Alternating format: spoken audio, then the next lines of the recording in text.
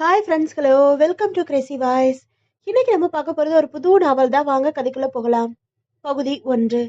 அவனுக்கு அந்த மருத்துவமனையை மிகவும் பிடித்திருந்தது.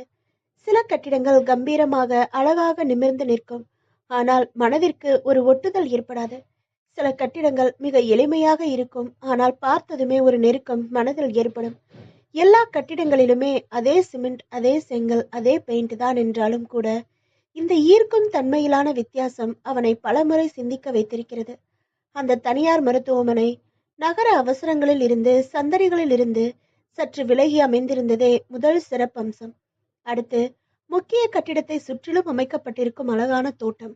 ஏதோ ஊட்டி தாவரவியல் பூங்காவிற்குள் நுழைந்து விட்டதைப் போல பூமிக்கு சீராக வெட்டப்பட்ட பச்சை தலைமுடியாய் புல்வெளி, விதவிதமான செடிகள், மரங்கள், நிழல்கள், குளிர்ச்சி, பறவைகள், உறுத்தாத அவற்றின் குரல்கள், செயற்கை நீரூற்றுகளில் வற்றாமல் உழைக்கும் தண்ணீர், அங்கங்கே அமர்ந்து கொள்ள சிமெண்டிலான பெஞ்சுகள்.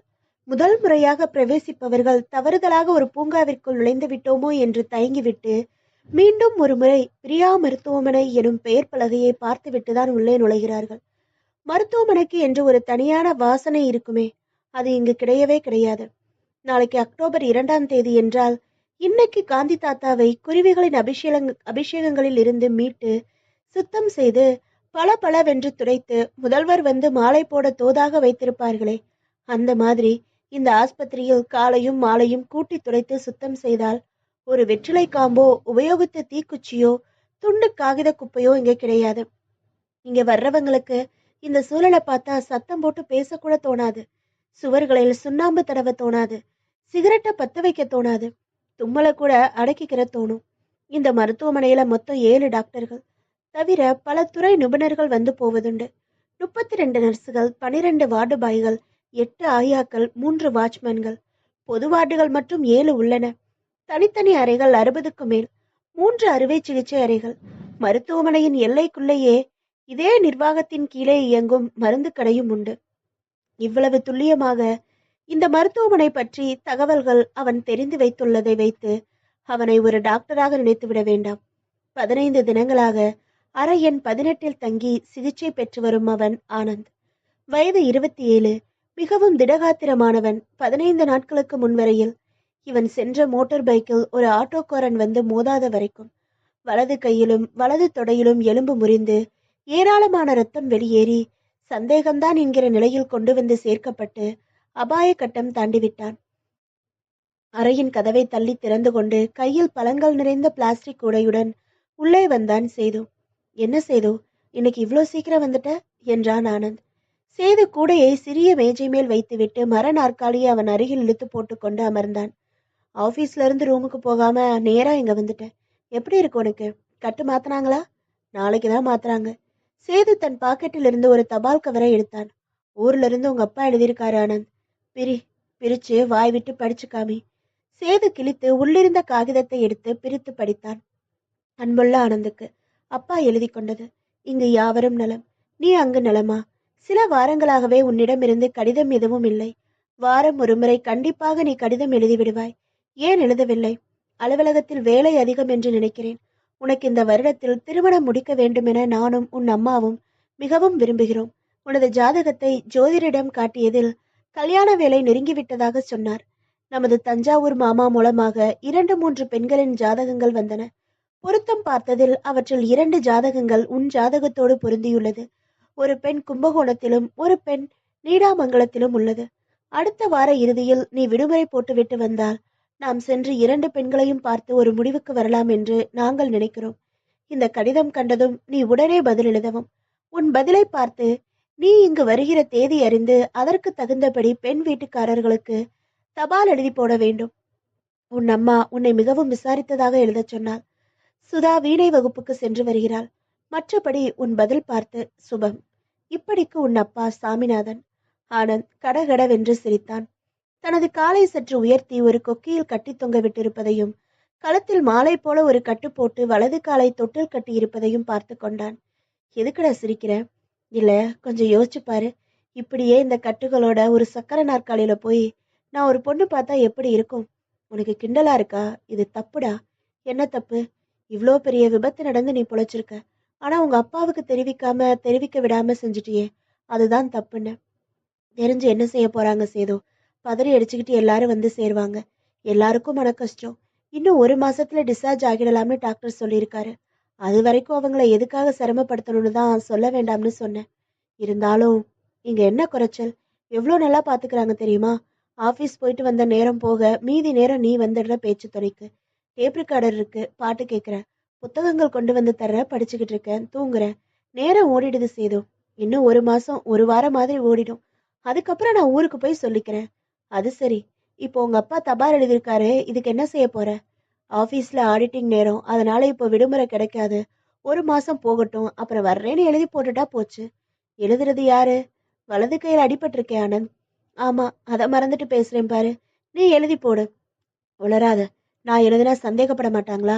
ஒன்னும் சந்தேகப்பட மாட்டாங்க. எனக்கு விரல்ல நகை சுத்தி, அதனால உன்னை விட்டு எழுத சொல்றதா ஒரு வரி எழுதிடலாம். லெட்டரை நான் எழுதுற மாதிரி எழுது. கையெழுத்து மட்டும் நான் முயற்சி பண்ணி போட்டுடுறேன். எதுக்கு இந்த அவஸ்தை? உனக்கு இந்த மாதிரி விபத்தாகி இப்போ தேறிக்கிட்டு இருக்கேன்னு உண்மையை எழுதிட்டா என்ன? அவங்க வந்து பார்த்துட்டு போகட்டும். உனக்கும் ஆறுதலா இருக்கும். நாளைக்கு விஷயம் தெரியறப்ப உனக்கு கஷ்டங்கிறப்ப பக்கத்துல இருந்து பார்த்துக்க முடியலையேன்னு வருத்தப்பட மாட்டாங்களா? வேணாம்னு சொல்லிட்டேன்ல. எதுக்கு தான் இதுல இவ்ளோ பிடிவாதம் பிடிக்கிறியோ தெரியல. சாத்துக்குடி ஜூஸ் பிழிஞ்சு தர்றேன், சாப்பிடுறியா? உனக்கும் ஒரு டம்ளர் பிழிஞ்சுக்கோ, 2 பேரும் சாப்பிடலாம். சேது மௌனமாக சாத்துக்குடிகளை 2 2ஆக வெட்டி சாறு பிழியத் தொடங்கினான். பகுதி 2. குட் மார்னிங் என்ற குரல் கேட்டு ஆனந்த் படித்துக் கொண்டிருக்கும் புத்தகத்தை கவிழ்த்துவிட்டு நிமிர்ந்தான். புன்னகையுடன் அந்த அறைக்குள் ஒரு சிறிய பீங்கான் ட்ரேயோடு வந்தாள் நர்ஸ் மாதவி. அதில் ஊசி மருந்து, சிரஞ்ச், பேண்டேஜ் துணிகள் இருந்தன. பதிலுக்கு குட் மார்னிங் என்று சொன்ன ஆனந்த் ஆர்வமாக கேட்டான். என்னங்க, 2 நாள் தான் விடுமுறைன்னு சொன்னீங்க, 5 நாள் போட்டுட்டீங்களே, எனக்கு போர் அடிச்சு போச்சுங்க. ஏன் என்றாள் மாதவி. மருந்து பாட்டிலில் ஊசி முனையை குத்தி மருந்தை உள்ளே இழுத்தபடி. நான் சும்மா புகழ்றதுக்காக சொல்லலைங்க. இந்த ஆஸ்பத்திரியிலேயே நீங்க ஒருத்தர் தான் சிரிச்ச முகம். மத்த எல்லாரும் சிடுமூஞ்சிங்க. ஏதாச்சும் கேட்டா எரிஞ்சு விளறாங்க என்றான் ஆனந்த் அவன் முகத்தையே பார்த்தபடி. திரும்புங்க என்ற மாதவி டெட்டாலில் நனைத்த பஞ்சால் அவனது பின்புறம் இடுப்புக்கு சற்று கீழே துடைத்துவிட்டு அந்த ஊசியை போட்டுவிட்டு லேசாக தேய்த்துவிட்டு சொன்னாள். ஏற்கனவே நோயாளிங்க அவங்களோட வேதனைகளால நொந்து போயிருப்பாங்க.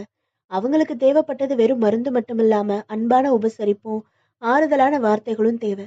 நர்ஸ் தொழிலுக்கு வர்ற சில பேர் இதை ஏனோ புரிஞ்சு நடந்துக்கிறது இல்ல. பரவாயில்ல விடுங்க. ஜுரம் எதுவும் வந்துச்சா? அவ நெற்றியை தொட்டு பார்த்தாள். ராத்திரி தூக்கம் நல்லா வருதா? தூக்க மாத்திரை சாப்பிட்டாதான் வலி இல்லாம தூங்க முடியுது. இல்லைனா திடீர்னு வலி தெரியுது. குறைஞ்சிடும் என்ற மாதவி அவனது வலது கையின் கட்டின் மேல் பால்முனை பேனாவால் அவன் எழுதியிருக்கும் கோணல் மாணலான எழுத்துக்களை படித்தாள். நீ விரைவில் குணமாகி விடுவாய். அட, இப்படி யாரு எழுதுனதுங்க? நான் தான். இடது கையால எழுதுனேன். அதான் எழுத்து அசிங்கமா இருக்கு. எதுக்காக அப்படி எழுதி வச்சிருக்கீங்க? அடிக்கடி இதை எனக்கு நானே படிச்சு பார்த்துக்கிறப்போ ஒரு தனி தன்னம்பிக்கை மனசுல அதிகமாகுது. அதனாலதான் எழுதினேன். மாதவி புன்னகைத்தாள். வித்தியாசமான ஆள் சார் நீங்க. ஆமா, நீங்க கதையெல்லாம் எழுதுவீங்களாமே? அப்படியா? மீனு சிஸ்டர் சொன்னா? ஆமாங்க, பொழுதுபோக்கா எழுத ஆரம்பிச்சேன். இப்போ அது ஒரு பகுதி நேர வேலை ஆயிடுச்சுங்க. என்ன பேர்ல நீங்க எழுதுறீங்க? ஆனந்த்னு நான் அதிகமா பார்த்ததே இல்லையே. நான் பவித்ராங்கிற புனைப்பெயரில் எழுதுறேங்க. மாதவியின் விழிகள் இரண்டும் உடனே விரிவடைந்தன. அட, பவித்ரான்னு எழுதுறது நீங்க தானா சார்? நான் யாரோ ஒரு 40 50 வயசு அம்மானு நினைச்சிட்டு இருந்தேன். எனக்கு உங்க எழுத்துக்கள் ரொம்ப பிடிக்கும் சார். நிறைய படிச்சிருக்கேன். உங்க கதைகள் பத்தி நிறைய பேசணும். நான் என் வேலைகளை முடிச்சிட்டு வர்றேன். மாதவி உற்சாகமாக சொல்லிவிட்டு அரைக்கதவை திறந்து கொண்டு வெளியேறியதும் தானியங்கி கதவு மெதுவாக மூடிக்கொண்டது. ஆனந்த் தன்னையே சில தினங்களாக கேட்டுக்கொள்ளும் கேள்விகளில் ஒன்று, இந்த மாதவியை பார்க்கும்போது மட்டும் மனசு ரொம்ப லேசாகி ஒரு தனி உற்சாகம் பிறக்கிறதே, காரணம் என்ன? அவரோட உத்தியோகம் பார்க்குற ரேடியோ நிறுவனத்தோட விற்பனை அலுவலகத்தில் மொத்தம் 17 பெண்கள் வேலை பார்க்குறாங்க. அவங்கள தினமும் பார்க்குறான், தினமும் அவங்களோட பேசுறான். ஆனா யாருக்கிட்டையும் இன்னும் கொஞ்ச நேரம் பேசிக்கிட்டு இருக்க மாட்டோமாங்கிற உணர்வு ஏற்பட்டதில்ல. எழுத தொடங்கினதுக்கு அப்புறம் சில இலக்கிய விழாக்கள்ல கலந்துக்கிற போது எவ்வளவோ அழகான பெண்கள் இவன் கிட்ட கையெழுத்து வாங்கிக்கிட்டு மணிக்கணக்கில் பேசிக்கிட்டு இருந்திருக்காங்க. ஆனா அவங்கள யாரையும் இன்னும் கொஞ்ச நேரம் பார்த்துக்கிட்டு இருக்க மாட்டோமாங்கிற உணர்வு ஏற்பட்டதில்ல. இந்த மாதவியை பார்க்கும்போதும் அவளோட பேசும்போது மட்டும் ஒரு தனி பரிதவிப்பு, ஒரு புதிய அனுபவமா இருந்து இருந்து வர்றத உணர்ந்தான் அவன். மாதவி பிரமாதமான நிறம் இல்ல, மாநிறம்தான். பிரமாதமான அழகு இல்ல, ஆனா பளிச்சுங்கிற வட்ட முகம். துள்ளும் துடிப்பான கண்களில் ஒரு ஈர்ப்பு ஒளிந்திருக்கிறது. திருத்தமான நாசையும் மென்மையான வரைந்ததை போன்ற உதடுகளும் ஒரு தனி கவர்ச்சி. மாதவி நடந்து வருவதில், நிற்பதில், திரும்புவதில், பேசுவதில், சிரிப்பதில், எல்லாவற்றிலும் ஒரு தனி நளினம் நிச்சயம் இருக்கிறது. 1 மணி நேரம் கழித்து தன் வேலைகளை எல்லாம் முடித்துவிட்டு அரைக்கதவை தட்டிவிட்டு உள்ளே வந்தாள் மாதவி. ஆனந்த் டேப் ரெக்கார்டரில் இளையராஜாவின் நத்திங் பட்வின் இசையை கண்மூடி கேட்டுக்கொண்டிருக்க, சுழலும் மின் விசிறியின் நிழல் எதிர் சுவரில் கலக்கி கொண்டிருந்தது. நான் அப்புறம் வரேன் சார், நீங்க ரசிச்சு கேட்டுக்கிட்டு இருக்கீங்க என்று திரும்பச் சென்றவளை டேப்பை நிறுத்திவிட்டு, பரவாயில்ல வாங்க என்றான் ஆனந்த். கட்டிலில் சாய்ந்திருந்த அவன் கழுத்துக்கு பின்னால் 2 தலைகணைகளை சொருகி இருந்தான். மாதவி உள்ளே வந்து அவன் அருகில் நாற்காலி இழுத்து போட்டு கொண்டு அமர்ந்தாள். தொந்தரவு பண்ணிட்டேனா என்றாள். இல்லைங்க, எனக்கு நல்ல இசை கேட்க பிடிக்கும், நல்ல புத்தகம் படிக்க பிடிக்கும். இது ரெண்டையும் விட நல்ல மனுஷங்க கிட்ட பேசிக்கிட்டு இருக்கிறது ரொம்ப ரொம்ப பிடிக்கும் என்றான் ஆனந்த் சிரித்தபடி. அது சரிதான், ஆனா நான் நல்ல மனுஷின்னு உங்களுக்கு யாரு சொன்னது? சாம்பார்ல உப்பு இருக்கா இல்லையான்னு தெரிஞ்சுக்க மொத்த சாம்பாரையும் குடிச்சு பார்க்க வேண்டியது இல்லைங்க.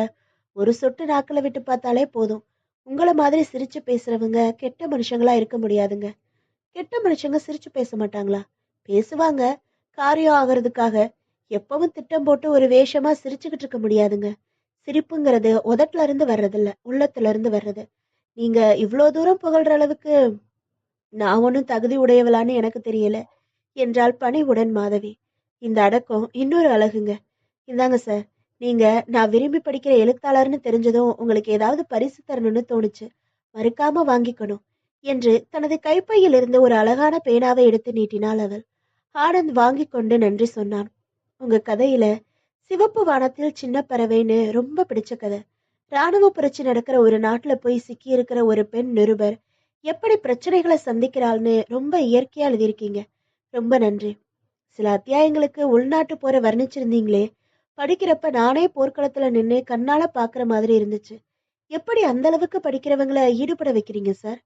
எதை பத்தி வேணும்னாலும் எழுதலாம், ஆனா வாசகனை சுலபமா படிக்க வைக்கிற விதத்துல நடை இருக்கணும். இது ஏன் கருத்துங்க. அதனால நான் சுத்தி வளைக்காம என்னோட விஷய அறிவை காட்டாம எளிய நடையில எழுதுறேன். அப்படி எழுதுறப்போ நீங்க கதைக்குள்ள சுலபமா வர முடியுது. நீங்க சொல்றது ரொம்ப சரிதான். சில பேர் இது ரொம்ப நல்ல புத்தகம்னு சொல்லி என்கிட்ட கொடுத்து படிக்க சொல்லுவாங்க. ஒரு பக்கம் படிக்கிறதுக்குள்ள திணறும். ஒவ்வொரு வாக்கியத்தையும் 2 தடவை படிச்சாதான் புரியும். சில சமயம் இதெல்லாம் தமிழ் தானான்னு சந்தேகமே வந்துடும். நீங்க சொன்ன மாதிரி என்ன சொல்றோங்கிறத விட எனக்கு என்ன தெரியுங்கிறத அதிகமா வெளிப்படுத்துறாங்க சில பேர். உங்களை ஒண்ணு கேட்கலாமா? கேளுங்க. பவித்ரான்னு எதுக்காக பேர் வச்சுக்கிட்டீங்க? சட்டென்று ஆனந்த் அமைதியானதோடு உற்சாகமாக இருந்த அவன் முகம் உடனே வாடி போனது. சொல்லக்கூடியதா இருந்தா சொல்லுங்க, இல்லைன்னா விட்டுடுங்க. பெரிய ரகசியம் எதுவும் இல்லைங்க. ஆனா இன்னொரு நாள் சொல்றேன், இப்ப வேணாம். உங்களை நான் ஒண்ணு கேட்கணுமே. என்ன? உங்களை சிஸ்டர்னு கூப்பிட எனக்கு பிடிக்கல. மாதவின்னு பேர் சொல்லி கூப்பிட்டா தப்பா எடுத்துக்குவீங்களா? சேச்சே, இதுல என்ன சார் தப்பு? அதானே என் பேரு. உங்க வயசு என்ன? 27. எனக்கு 21 தான் ஆகுது. நீங்க என்ன தாராளமா நீ வா போன்னு கூட கூப்பிடலாம் சார். இந்த சார் வேணாமே. ஏன்? ஒரு பெரிய இடைவெளியை கொண்டாந்து நடுவுல வைக்குது. வேற எப்படி கூப்பிடுறது உங்களை? ஆனந்த், அதானே என் பேரு. ச்சே, அது மரியாதையா இருக்காதுங்க. உங்களை நான் உங்க புனப்பெயரை வச்சு பவித்ரான்னு கூப்பிடட்டுமா?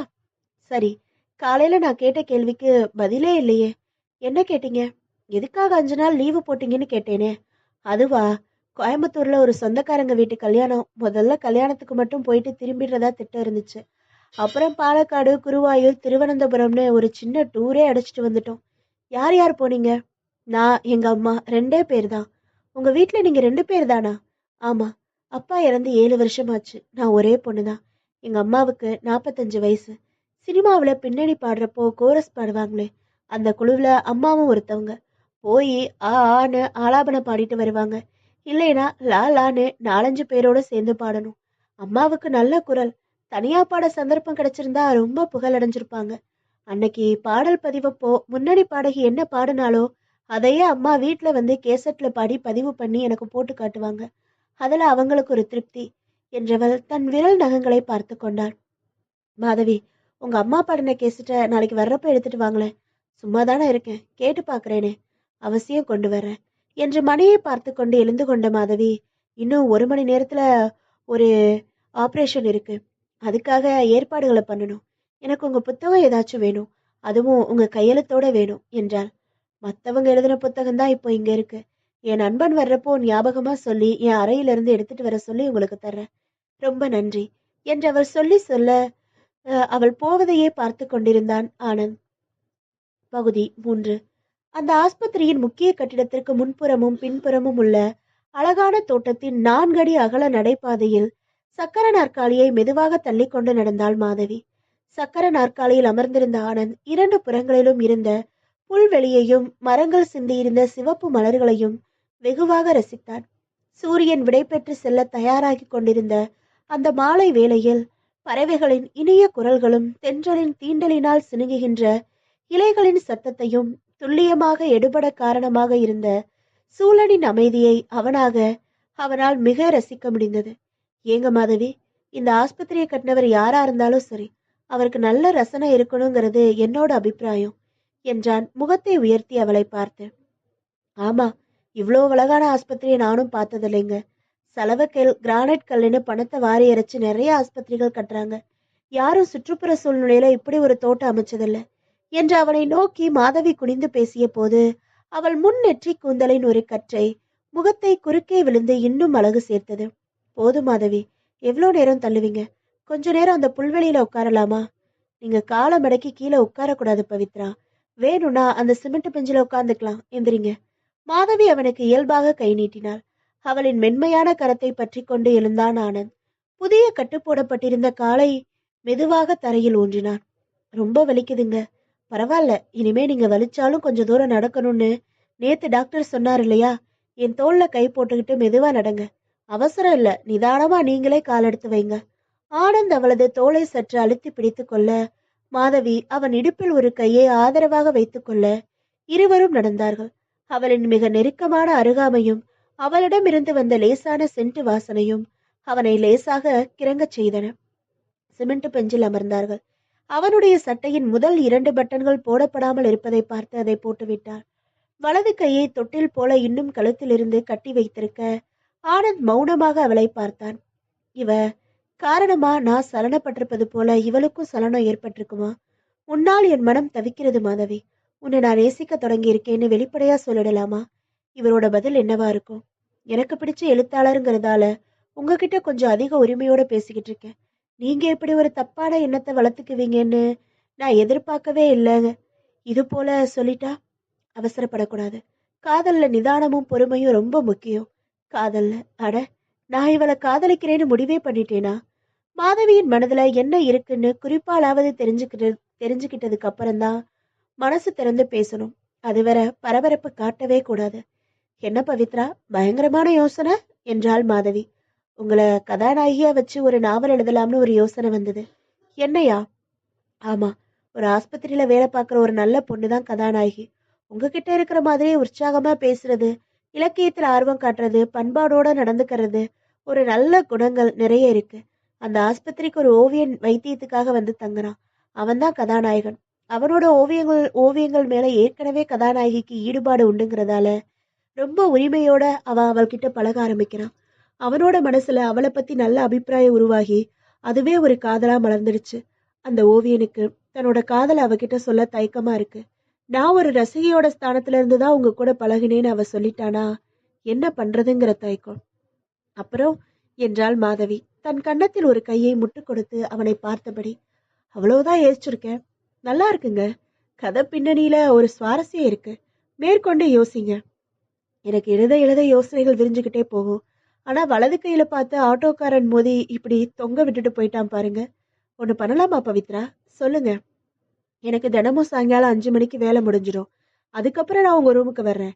நீங்க கதையை சொல்லுங்க, நான் எழுதி தரேன். வேணாங்க பாவம், உங்களுக்கு எதுக்கு சிரமம்? சிரமமா? இது பாக்கியம். என் பவித்ராவுக்கு என்னால முடிஞ்ச சின்ன உதவி தானே. என்னோட பவித்ராவுக்கு என்று அவள் சொன்னதில் இருந்த உரிமையை உணர்ந்த வினாடி அவனுக்குள் 100 பறவைகள் ஒரே நேரத்தில் படபடவென்று சிறகுகளை அடித்தன. அது மட்டுமல்லாமல் சில தலைவர்கள் ஜெயில இருக்கிறப்போ புத்தகம் எழுதி இருந்தப்போ எழுதுனதுன்னு பெருமையாவும் சொல்லுவாங்க இல்லையா? அந்த மாதிரி நீங்க இந்த ஆஸ்பத்திரியில இருந்தப்போ எழுதுன நாவல்னு சொல்லிக்கலாமே.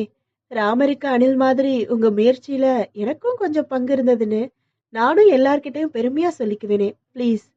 சரி, நாளையில இருந்து கதை சொல்றேன், நீங்க எழுதுங்க. என்ற ஆனந்த் அமைதியானான்.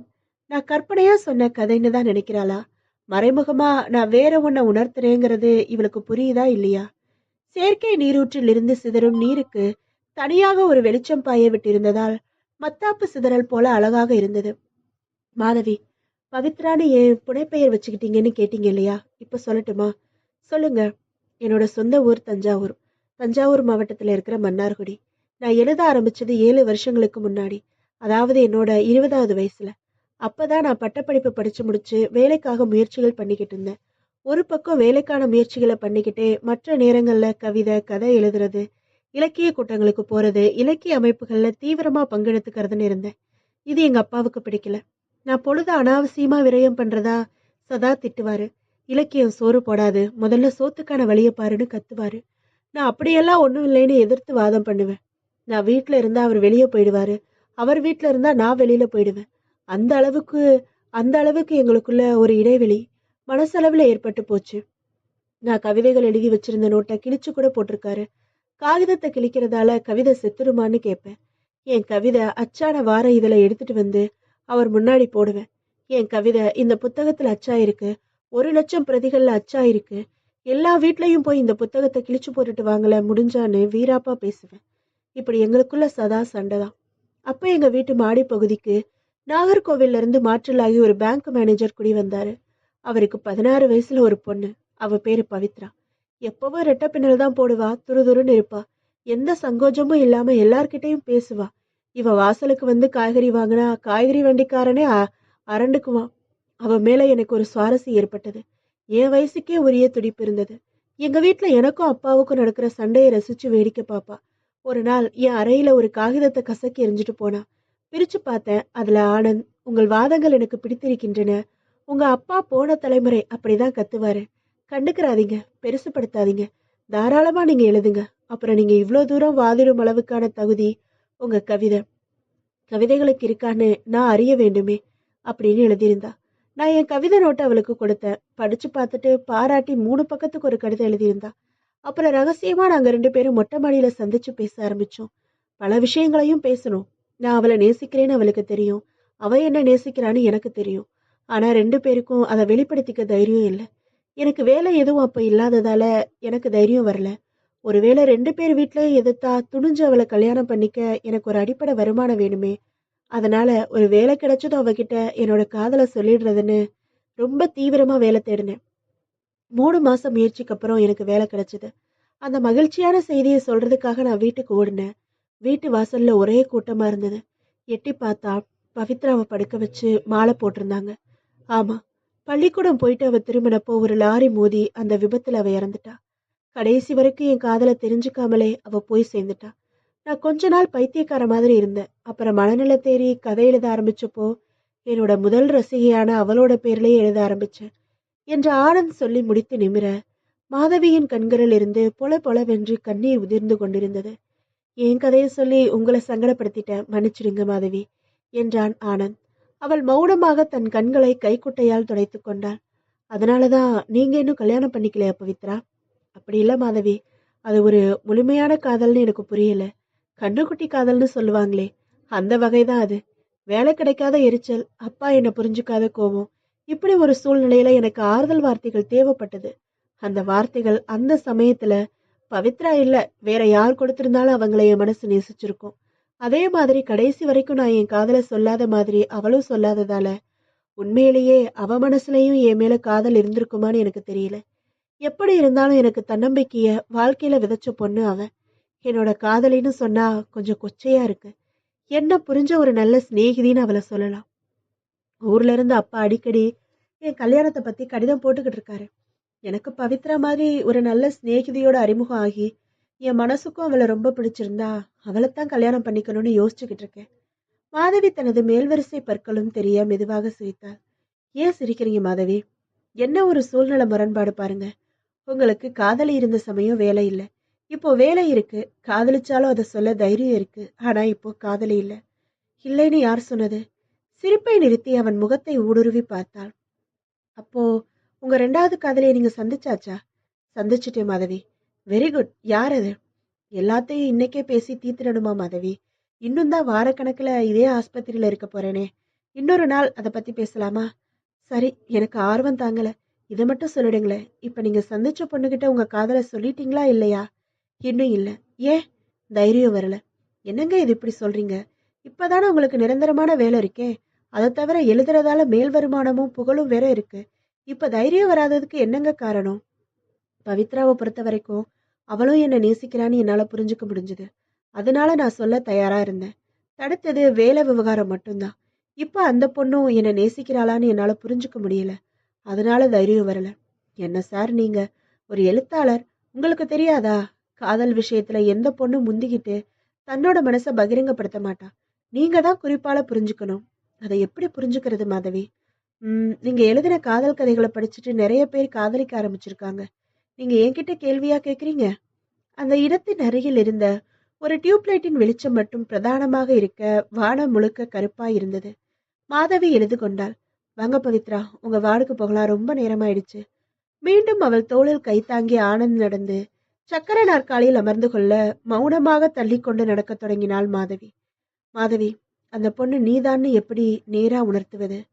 ஒரு பொண்ணு விபத்துல என்னோட முதல் காதலை இழந்த, இன்னொரு விபத்துல ஒரு புது காதல் முளைவிட்டிருக்கு என்று வெளிப்படையா சொல்ல எனக்கு உன் மனசு தெரியணும்.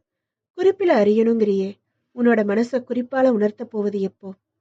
அவனது தடி வார்டுக்கு வந்து சக்கர நாற்காலியில் இருந்து படுக்கைக்கு அவனை மாற்ற உதவினாள் மாதவி. கட்டுப்போட்ட காலுக்கடியில் ஒரு தலையணையை வைத்தாள். மின் விசிறியை போட்டுவிட்டு அவன் அந்த வேளையில் குடிக்க வேண்டிய மருந்து மாத்திரைகளை எடுத்து அவனுக்கு புகட்டி தண்ணீர் குடிக்க வைத்துவிட்டு புறப்படும் முன்பாக கேட்டாள். அந்த பவித்ராவோட புகைப்படம் எதுவும் வச்சிருக்கீங்களா? ஏன்? நீங்க சொன்னதுல இருந்து எனக்கு அவ எப்படி இருப்பான்னு பார்க்கணும் மாதிரி ஒரு தவிப்பு. என்கிட்ட அவ புகைப்படம் இல்லைங்க மாதவி. ஆனா அவ எப்படி இருப்பான்னு என்னால உங்களுக்கு உணர்த்த முடியும். எப்படி? வாஷ் பேஷனுக்கு மேல இருக்கிற கண்ணாடியை பாருங்களேன். அவள் திரும்பி பார்த்தாள். என்ன தெரியுது? ஏன் முகம்? உங்கள மாதிரி தான் இருப்பா பவித்ரா. நீங்க நர்ஸ் உடையில இருக்கீங்க, அவ தாவணி போட்டிருப்பா.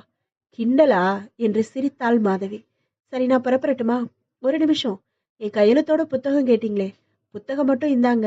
கையெழுத்து என் கை சரியானதுக்கு அப்புறம் போட்டு தர்றேன்.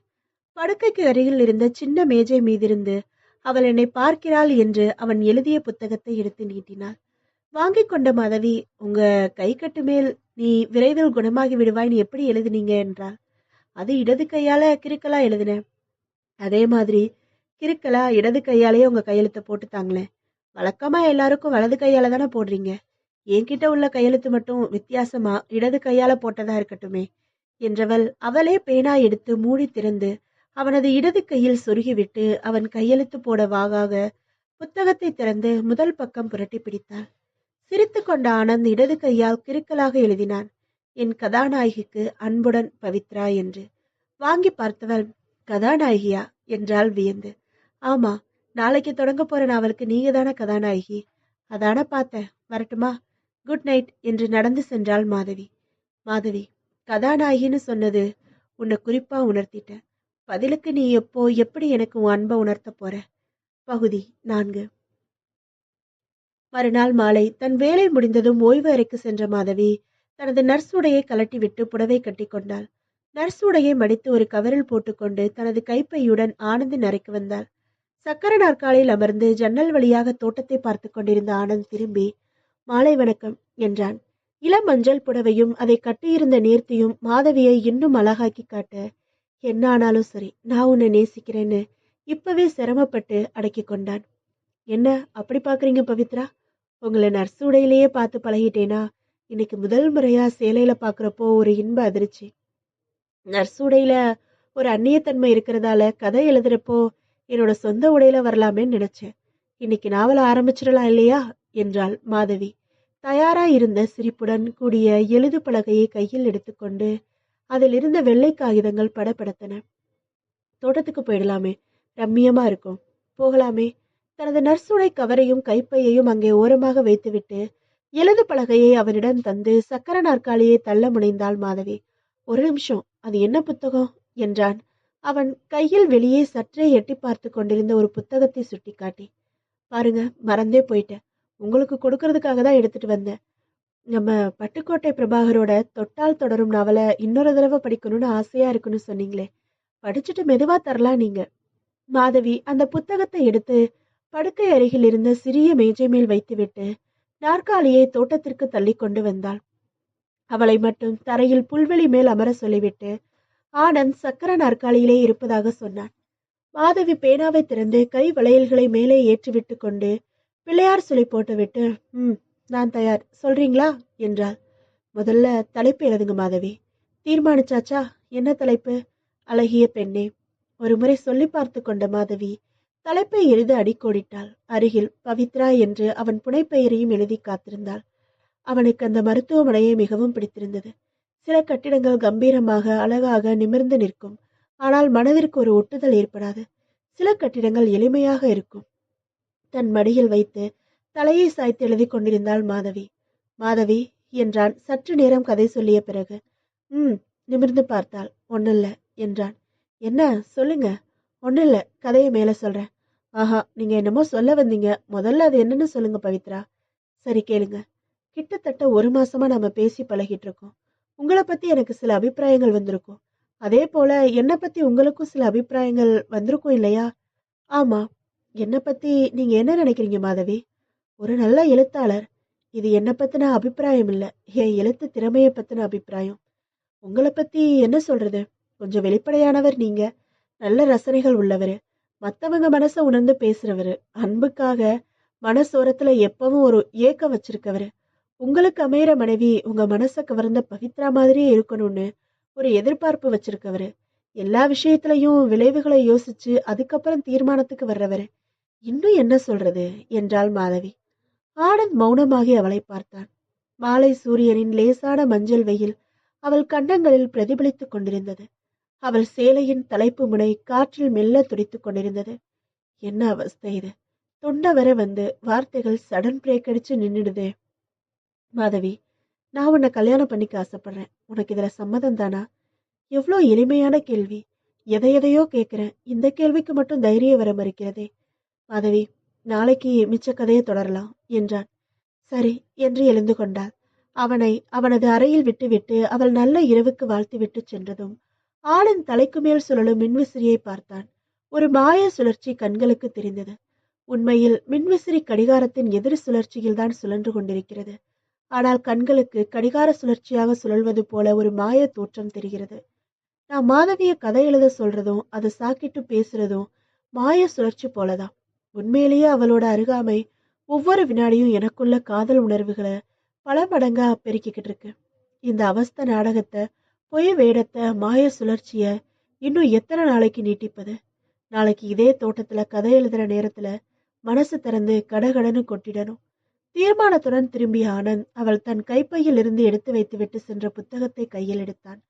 உள்ளே புரட்டிய போது உள்ளிருந்து 4ஆக மடிக்கப்பட்ட ஒரு காகிதம் நழுவி விழ அவன் வியப்போடு அதை எடுத்து பிரித்து பார்த்தான். அது ஒரு கடிதம். படிக்க தொடங்கியதும் லேசான உதறல் எடுத்தது.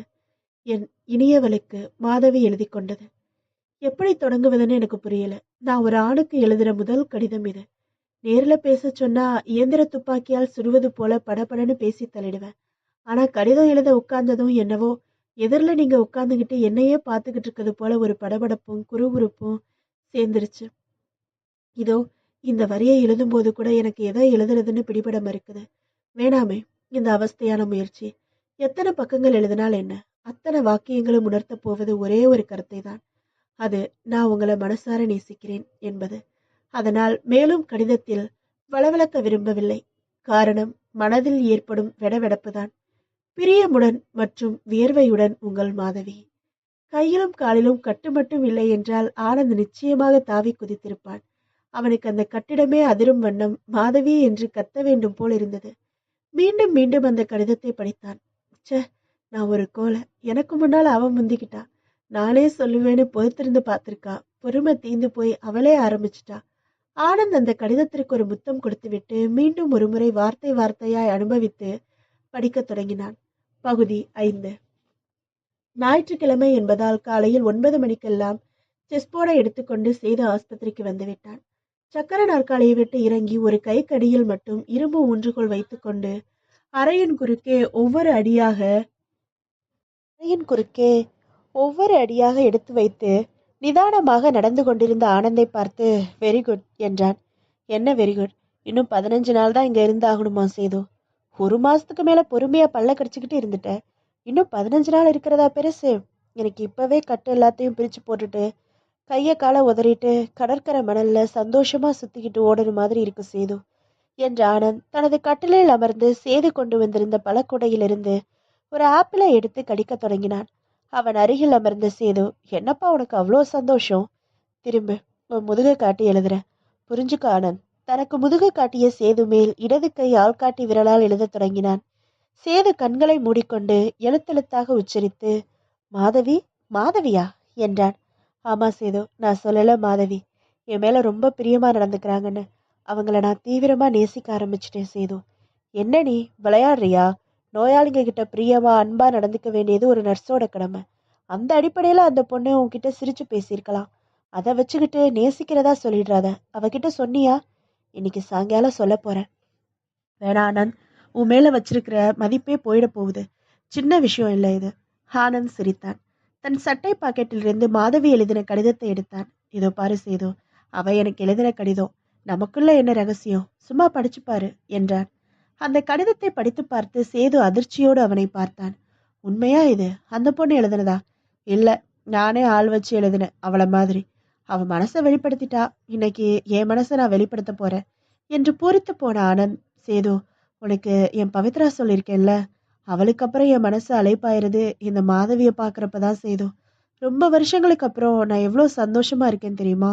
ஒரு பக்கம் நினைச்சா இவளை பார்த்துக்கிட்டு இருக்கிறதுக்காகவே இன்னும் ஒரு வருஷம் வேணும்னாலும் இந்த ஆஸ்பத்திரியிலேயே இருக்கிற மாதிரி இருக்கு. சேது, மாதவி எனக்கு பொருத்தமா இல்லையா என்றான் உற்சாகமாக. நிச்சயமா என்ற சேது, என்னுடைய நல்வாழ்த்துக்கள் ஆனந்த், எல்லாம் நல்லபடியா நடக்கணும்பா என்றான். சேது, எனக்கு ஒரு உதவி செய்றியா? சொல்லு. என்னோட காதலை வெறுங்கையோட சொல்ல விரும்பல. 50 ரூபாய்க்கு மலர் கொத்து வாங்கிட்டு வர்றியா? சரி என்று எழுந்து கொண்டான் சேது. மாலை 5 மணிக்கு வேலை முடிந்து மாதவி சிவப்பு சேலையில் ஆனந்தின் வார்டுக்குள் நுழைந்த போது அவன் கண்ணாடி பார்த்து தலை சீவி கொண்டிருந்தான். எழுத்தாளர் சார், உங்க உதவியாளர் ஆஜர் என்று அபிநயமாக தலைவணங்கி சிரித்தாள். இன்னைக்கு தோட்டத்துக்கு போக வேணாம் மாதவி, இங்கேயே பேசலாம் என்றான் ஆனந்த். சரி என்று நாற்காலியில் அமர்ந்து கொண்டு பேனா பேப்பர் எடுத்து எழுத தயாரானாள் மாதவி. நேத்து கதைய எந்த இடத்துல நிறுத்தினோம்? ஆனந்த் கட்டிலில் அமர்ந்து கால்களை நீட்டிக்கொண்டான். அந்த ஓவியன் தயக்கத்தை உடைச்சு அவளுக்கு தன்னோட மனசை வெளிப்படுத்துற கடிதத்தை எழுத உட்கார்ந்தான். அது வரைக்கும் எழுதியிருக்கோம் என்றால் படித்து காட்டி. சரி, இப்ப அதுலயே தொடராம ஒரு புது காகிதம் எடுத்துக்கோங்க. கடித வடிவத்திலேயே சொல்றேன், அதே மாதிரி எழுதுங்க. சரி என்றதும் நிதானமாக சொல்லத் தொடங்கினான். என் அன்பான அழகிய பெண்ணே, இத்தனை நாட்களின் மௌனத்தை இன்னைக்கு உடைக்கிறேன். தயக்க திரையை இப்பொழுது விளக்குகிறேன். இனியவளே, நான் உன்னை நேசிக்கிறேன் என்று சொல்வது என் மனதின் உணர்வுகள் முழுவதையும் வெளிப்படுத்தியாகாது. என் உணர்வுகளை ஏந்தி நிற்க எந்த மொழியிலும் எந்த வார்த்தைகளும் வலுவில்லை. அதென்ன பெண்ணே, உன் இமைகள் குனிந்து நிமிர்கையில் என் இதயத்துக்கு அருகில் சாமரம் வீசியது போன்றதொரு சிலிர்ப்பு. கையால் தொட்டால் பனிக்கட்டி தருகிற குளிர்ச்சியை உன் ஒரு வினாடி பார்வை தருகிற மாயம் என்ன? நீ தூரத்தில் இருந்து என்னை நோக்கி நடந்து வருகின்ற போது என் இதயத்தின் துடிப்பு 2 மடங்கு ஆகிறது. நீ பேசும்போது நான் உன் உதடுகளின் அழகான அசைவுகளை மட்டும்தான் கவனிக்கிறேன். எனவே நீ சொல்வது எதுவும் என் கருத்தில் பதிவதே இல்லை. கன்னத்தில் கை தாங்கி உன் முகத்தை பார்த்து கொண்டே இருக்கச் சொன்னால் புற்று கட்டுவதும் அநியாயம். ஆண்டாண்டு காலம் முனிவர்கள் போல தவமாக அமர்ந்திருக்க என்னால் முடியும். இனியவளே, உன்னை நான் சொந்தமாக்கிக் கொள்ள ஆசைப்படுகிறேன். அதனால் என் வாழ்வை வசந்தமாக்கிக் கொள்ள ஆசைப்படுகிறேன். உன்னை நான் திரையரங்கம் வந்து என்னோடு அமர்ந்து திரைப்படம் பார்க்கிறாயா என்று கேட்கப் போவதில்லை. உன்னை நான் அலைகள் கொத்தும் கடற்கரைக்கு வந்து நான் படுக்க உன் மடி தருகிறாயா என்று கேட்கப் போவதில்லை. என் கேள்வி இதுதான். நீ என்னோடு மணமேடைக்கு வந்து என் கையால் மாலை சூட்டிக் கொள்கிறாயா என்பதுதான் அது. உன் விடைக்காக யுகம் யுகமாக காத்திருக்க தயாராக இருக்கும் உன் அன்பான என்று சொல்லி நிறுத்தினான் ஆனந்த். சொன்னவரை எழுதி முடித்த மாதவி, ரொம்ப பிரமாதமா வரிகள் அமைஞ்சிருக்கும் பவித்ரா, மேல சொல்லுங்க, உன் அன்பான என்றாள்.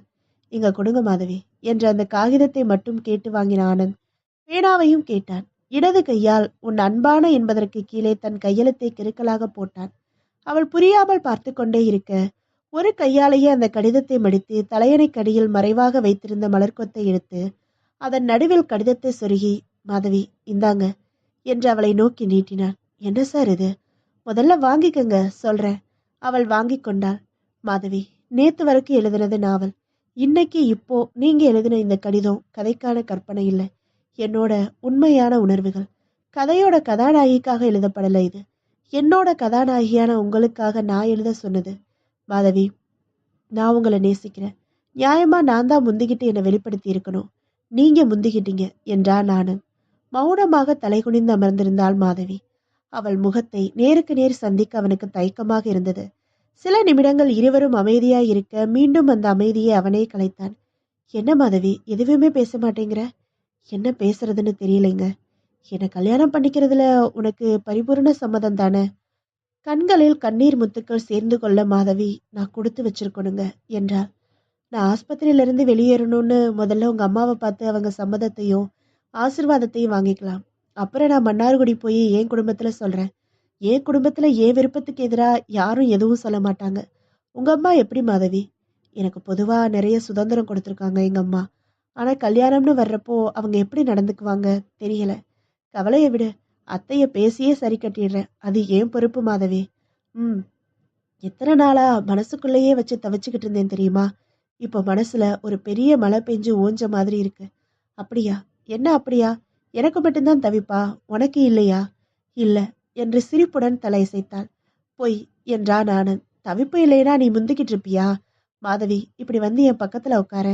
மாட்டேன். இது ஆஸ்பத்திரி. நீங்க முழுக்க குணமாகி முதல்ல வெளியில வாங்க. அப்புறம் பக்கத்துல உட்காரலாம். சரி, மிச்ச நாவல எழுத போறோமா இல்லையா? அவளை உற்று பார்த்த ஆனந்த், அதுதான் பார்வையாலேயே எழுதிக்கிட்டு இருக்கேனே என்றதற்கு நாணத்துடன் சிரித்தாள் மாதவி. பகுதி 6. டாக்டர், நான் உள்ளே வரலாமா என்று கதவை தட்டி ஆஸ்பத்திரியின் தலைமை மருத்துவரின் அறைக்குள் வந்தாள் மாதவி. என்ன மாதவி என்றார் டாக்டர். கால் எலும்பு முறிவுக்காக வைத்தியம் பார்த்துக்கிட்டு இருக்க ஆனந்த் ஒரு மாற்றத்துக்காக கடற்கரை வரைக்கும் போயிட்டு வரணும்னு ஆசைப்படுறாரு. அவரோட காரை அவர் நண்பர் சேது எடுத்துட்டு வந்திருக்காரு. நீங்க அனுமதி கொடுத்தா நான் அவரை அழைச்சிக்கிட்டு போயிட்டு திரும்ப அழைச்சிக்கிட்டு வந்துடுறேன் டாக்டர் என்றாள் மாதவி. அவரு ரொம்ப நல்ல முறையில தேறி வர்றாரு. போற இடத்துல கீழே எதுவும் விழுந்துடாம ஜாக்கிரதையா பாத்துக்கங்க. நீங்க ஒரு பொறுப்பான நர்ஸ், உங்களுக்கு சொல்ல வேண்டியதில்லை. நன்றி டாக்டர். அந்த அறையை விட்டு வெளிவந்து ஆனந்தின் அறைக்குள் வந்தாள் மாதவி. அங்கே சேதுவும் இருந்தான். என்ன சொன்னாரு என்றான் ஆனந்த் ஆர்வமாக. பத்திரமா போயிட்டு வர சொன்னாரு, வாங்க போகலாம் என்று அவனை பிடித்து கொள்ள கை நீட்டினாள் மாதவி. வேணாம் மாதவி, யார் துணையும் இல்லாம இப்ப என்னால தனியா ஓரளவுக்கு நடக்க முடியுது. வலியும் குறைஞ்சிருச்சு. படிகள் வர்றப்போ மட்டும் கை கொடுத்தா போதும்.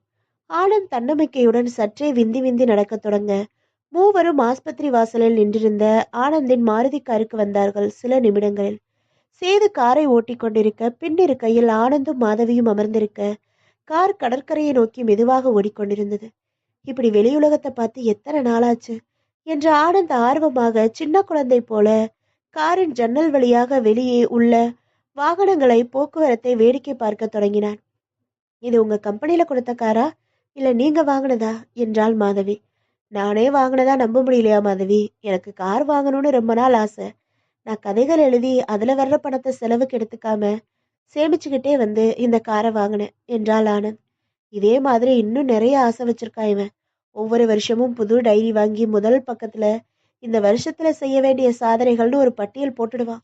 ஒவ்வொன்றும் நிறைவேறினதும் டிக்கெடிச்சுக்கிட்டே வருவான் என்றான் சேது காரை ஓட்டியபடி. அப்படியா என்றாள் மாதவி ஆனந்தை பார்த்து.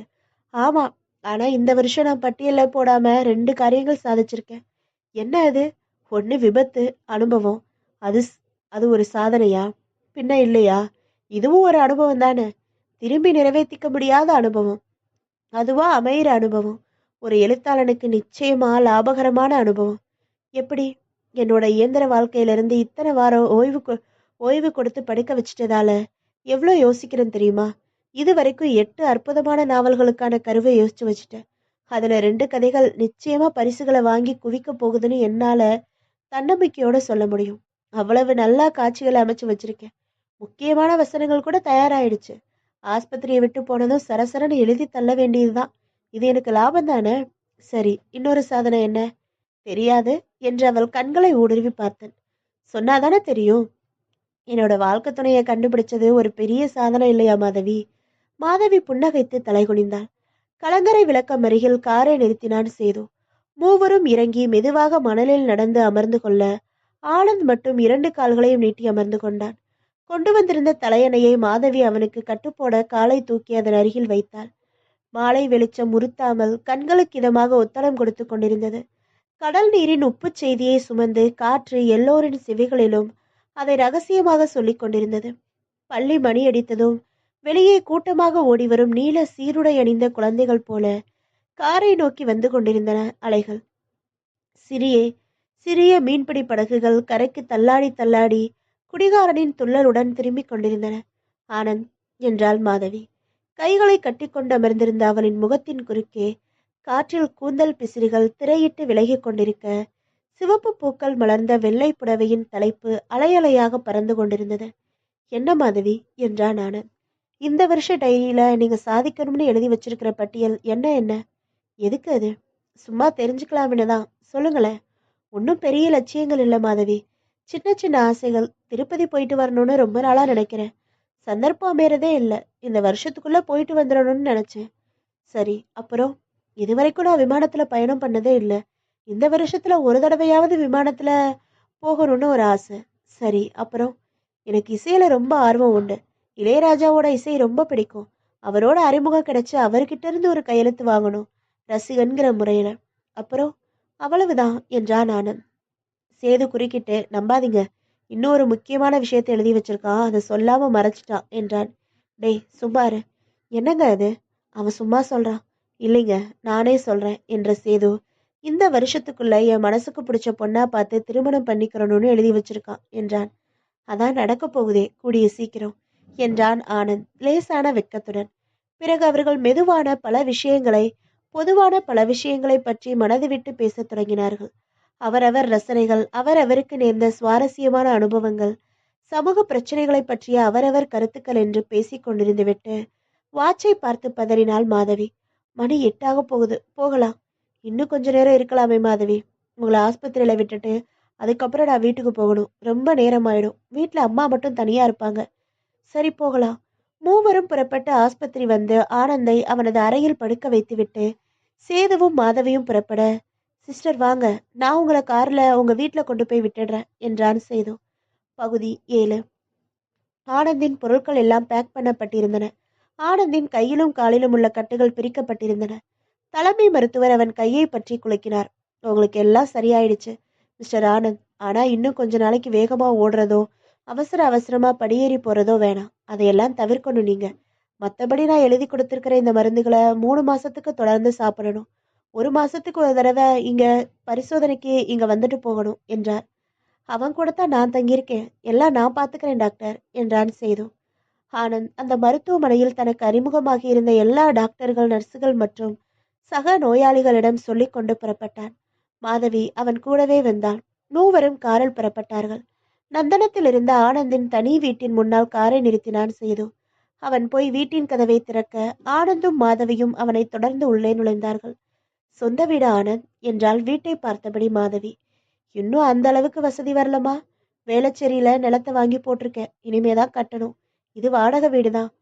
முதலா இந்த வீட்டுக்கு வந்திருக்க. உனக்கு ஏதாவது தரணுமே. சேது, சமையல் கட்டுல என்ன இருக்கு பாரு, என்றான் ஆனந்த். பால் தான் இருக்கு. ஸ்வீட் வேணும்னா போய் வாங்கிட்டு வந்துடட்டுமா? சொல்லாத, செய். அப்படியே காரமும் ஏதாச்சும் வாங்கிட்டு வா. அதுக்குள்ள நான் காஃபி போட்டுடுறேன். மகாராணிக்கு இனிப்பு காரம் காஃபி கொடுத்து உபசரிக்கலாம், என்றதும் சேது செருப்பணிந்து புறப்பட்டு சென்றான். நீங்க காஃபி போடுவீங்களா? காஃபி என்ன, பிரமாதமா சமையலே செய்வேன் மாதவி. ஒரு நாளைக்கு என் சமையலை டேஸ்ட் பண்ணி பாரு. அப்புறம் கல்யாணம் ஆனதும் வாழ்க்கை பூரா என்னையே சமைக்க சொல்லிடுவேன். இப்போ வந்து காஃபி போடுறத வேடிக்கை பாரு. அவன் சமையல் அறைக்குள் நுழைய அவளும் தொடர்ந்தாள்.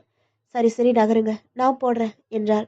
முடியாது, உனக்கு என் கையால தான் போட்டு தரணும், என்ற ஆனந்த் அவள் கையை திடீரென்று தாபத்துடன் பற்றினான்.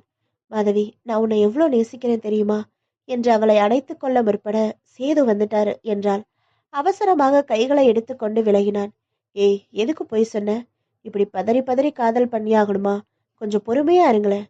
அதான் சீக்கிரமே கல்யாணம் பண்ணிக்க போறோம்ல, அப்புறம் என்ன தவணை முறையில சில்மிசம், என்று சிரித்தாள்.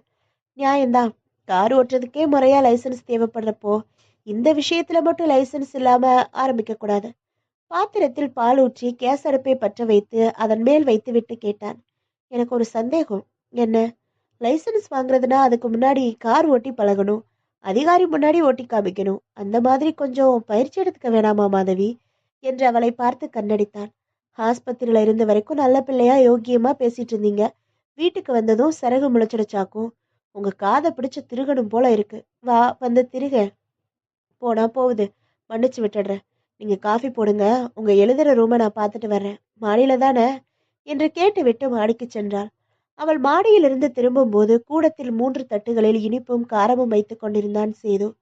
காஃபியோடு சமையலறையில் இருந்து வந்தான் ஆனந்த். வா மாதவி, சீக்கிரம் டிஃபன் சாப்பிடலாம். காஃபியை கொஞ்சம் கூட ஆத்தாம முழு சூட்டோட கொண்டாந்திருக்கேன். மாதவி வந்து அமர மூவரும் சாப்பிட்டு முடித்து காஃபி குடித்ததும் சொன்னான் ஆனந்த்.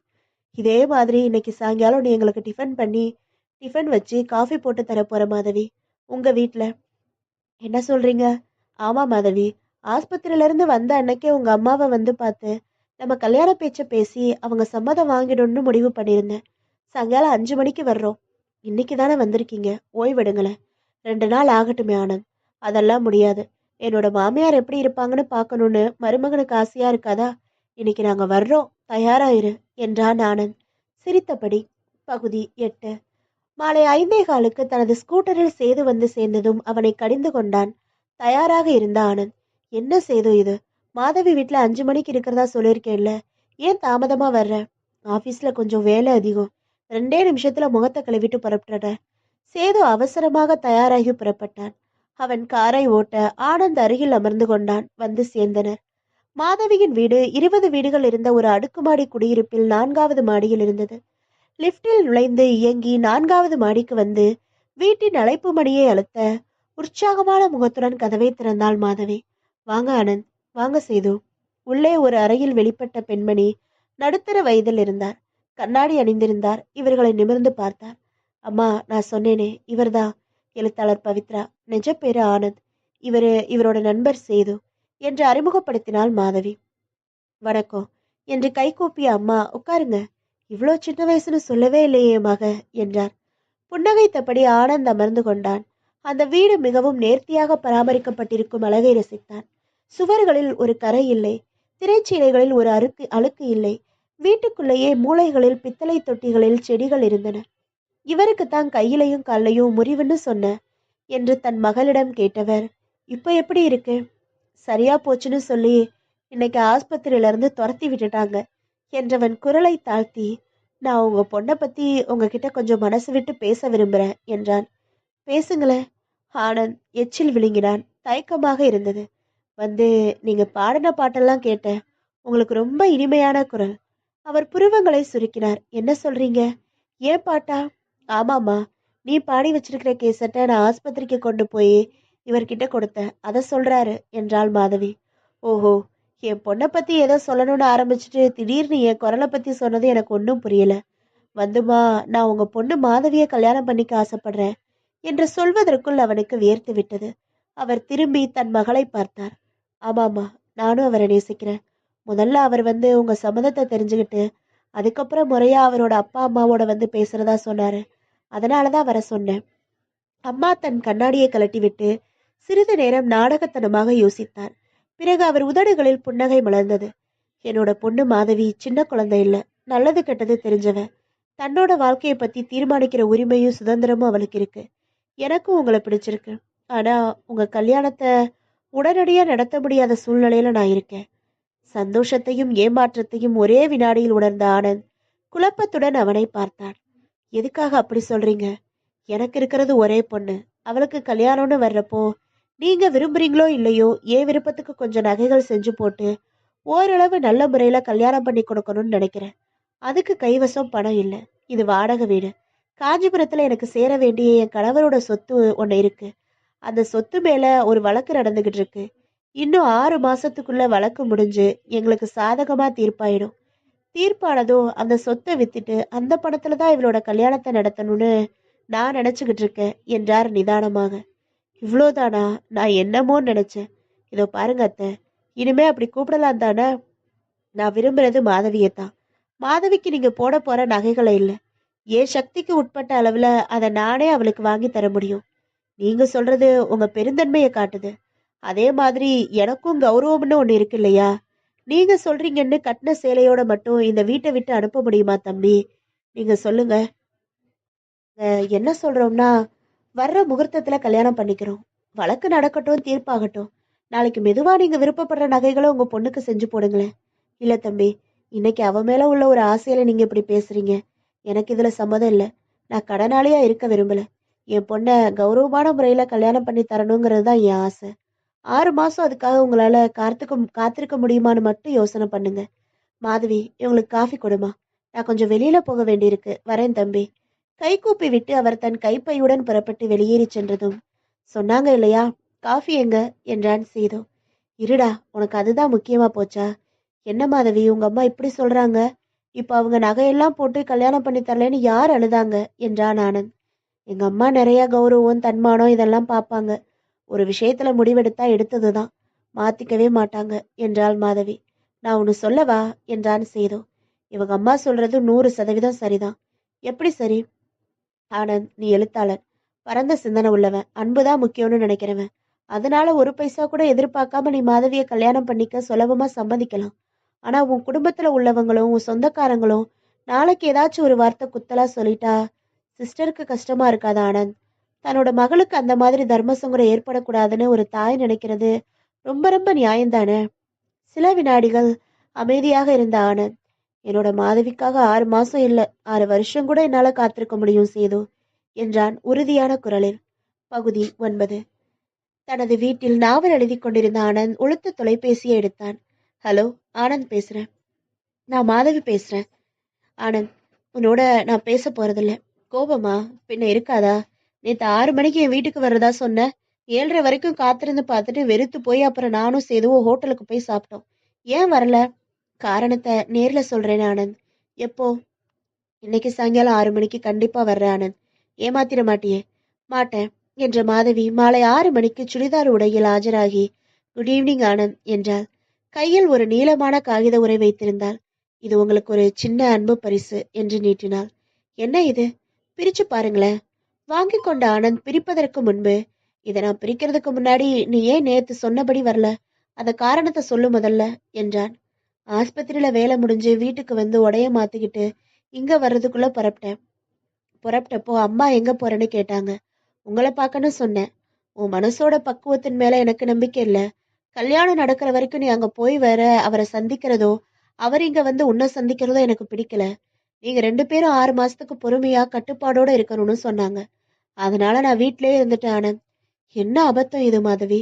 நேர்ல சந்திச்சு பேசினா நாம நம்ம பொறுமையையும் கட்டுப்பாடையும் விட்டுடுவோமா? இதைத்தான் நானும் கேட்டேன். கட்டுப்பாடுகள் உடைய வாய்ப்புகள் உருவாகிறத தவிர்க்கலாமேன்னு வாதம் பண்றாங்க. என்ன மாதவி இது? என்ன செய்யறது? எங்க அம்மா பல விஷயங்கள்ல எனக்கு சுதந்திரம் கொடுத்துருக்காங்க. சில விஷயங்கள்ல ரொம்ப ரொம்ப கண்டிப்பா நடந்துக்கிறாங்க. அவங்க வார்த்தையை மீற முடியாது என்னால.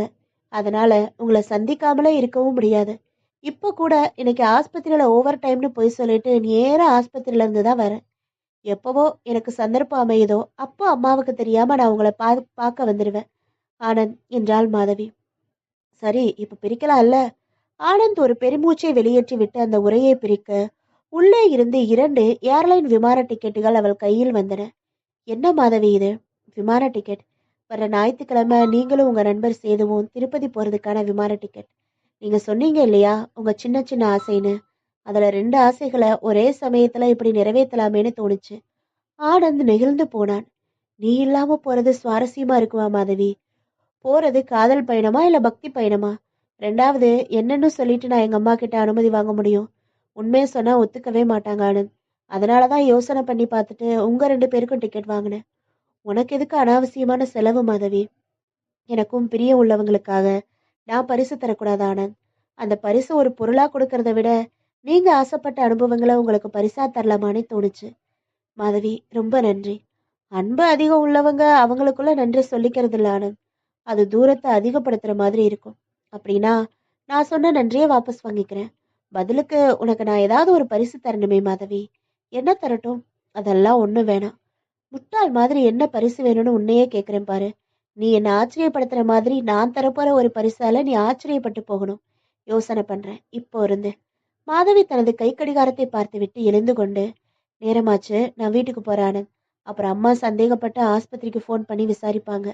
நான் அங்கிருந்து புறப்பட்டு ரொம்ப நேரமாச்சான்னு தெரிஞ்சுக்குவாங்க. என்னை கேள்வி கேட்டு காய்ச்சி எடுத்துருவாங்க என்றாள். ஆனாலும் உங்க அம்மாவுக்கு ரொம்ப தான் பயப்படுறேன். காஞ்சிபுரத்துல உங்க அம்மா சொத்து மேல வழக்கு போட்டிருக்கிற ஆளு யாருன்னு கேட்டு சொல்ல. எதுக்கு? நமக்கு ஜானின்னு ஒருத்தன் தெரிஞ்சவன் இருக்கான். அவனை கூப்பிட்டு 10,000 ரூபாய் கொடுத்தா போதும். சொல்ற ஆளை அடையாளம் தெரியாம தீர்த்துட்டு வந்துடுவான். அனுப்பிச்சா அந்த வழக்கு போட்ட ஆசாமியை தீர்த்துடலாம். வழக்கு தள்ளுபடி ஆயிடும், நம்ம கல்யாணம் சீக்கிரம் நடந்துரும் என்று சிரித்தான். நல்லா இருக்கு பேச்சு. அப்படியெல்லாம் காசுக்காக கொலை பண்ற ஆசாமிங்க உண்மையா இருக்காங்களா என்ன? உங்களை மாதிரி எழுத்தாளர்கள் எழுதுற கதைகள்ல தான் நான் படிச்சிருக்கேன். அப்படி இதெல்லாம் கற்பனைன்னு தான் நானும் நினைச்சிட்டு இருந்தேன் மாதவி. இப்ப நான் சொன்ன ஜானி கற்பனை இல்ல, உண்மை. என்னோட ரசிகன் ஒரு நாள் என்னை தேடி வந்து என்கிட்ட பேசிட்டு போனான். அப்ப அவனே தன்னை ஒரு ரவுடின்னும் காசுக்காக எதையும் செய்யறவன்னும் சொன்னான்.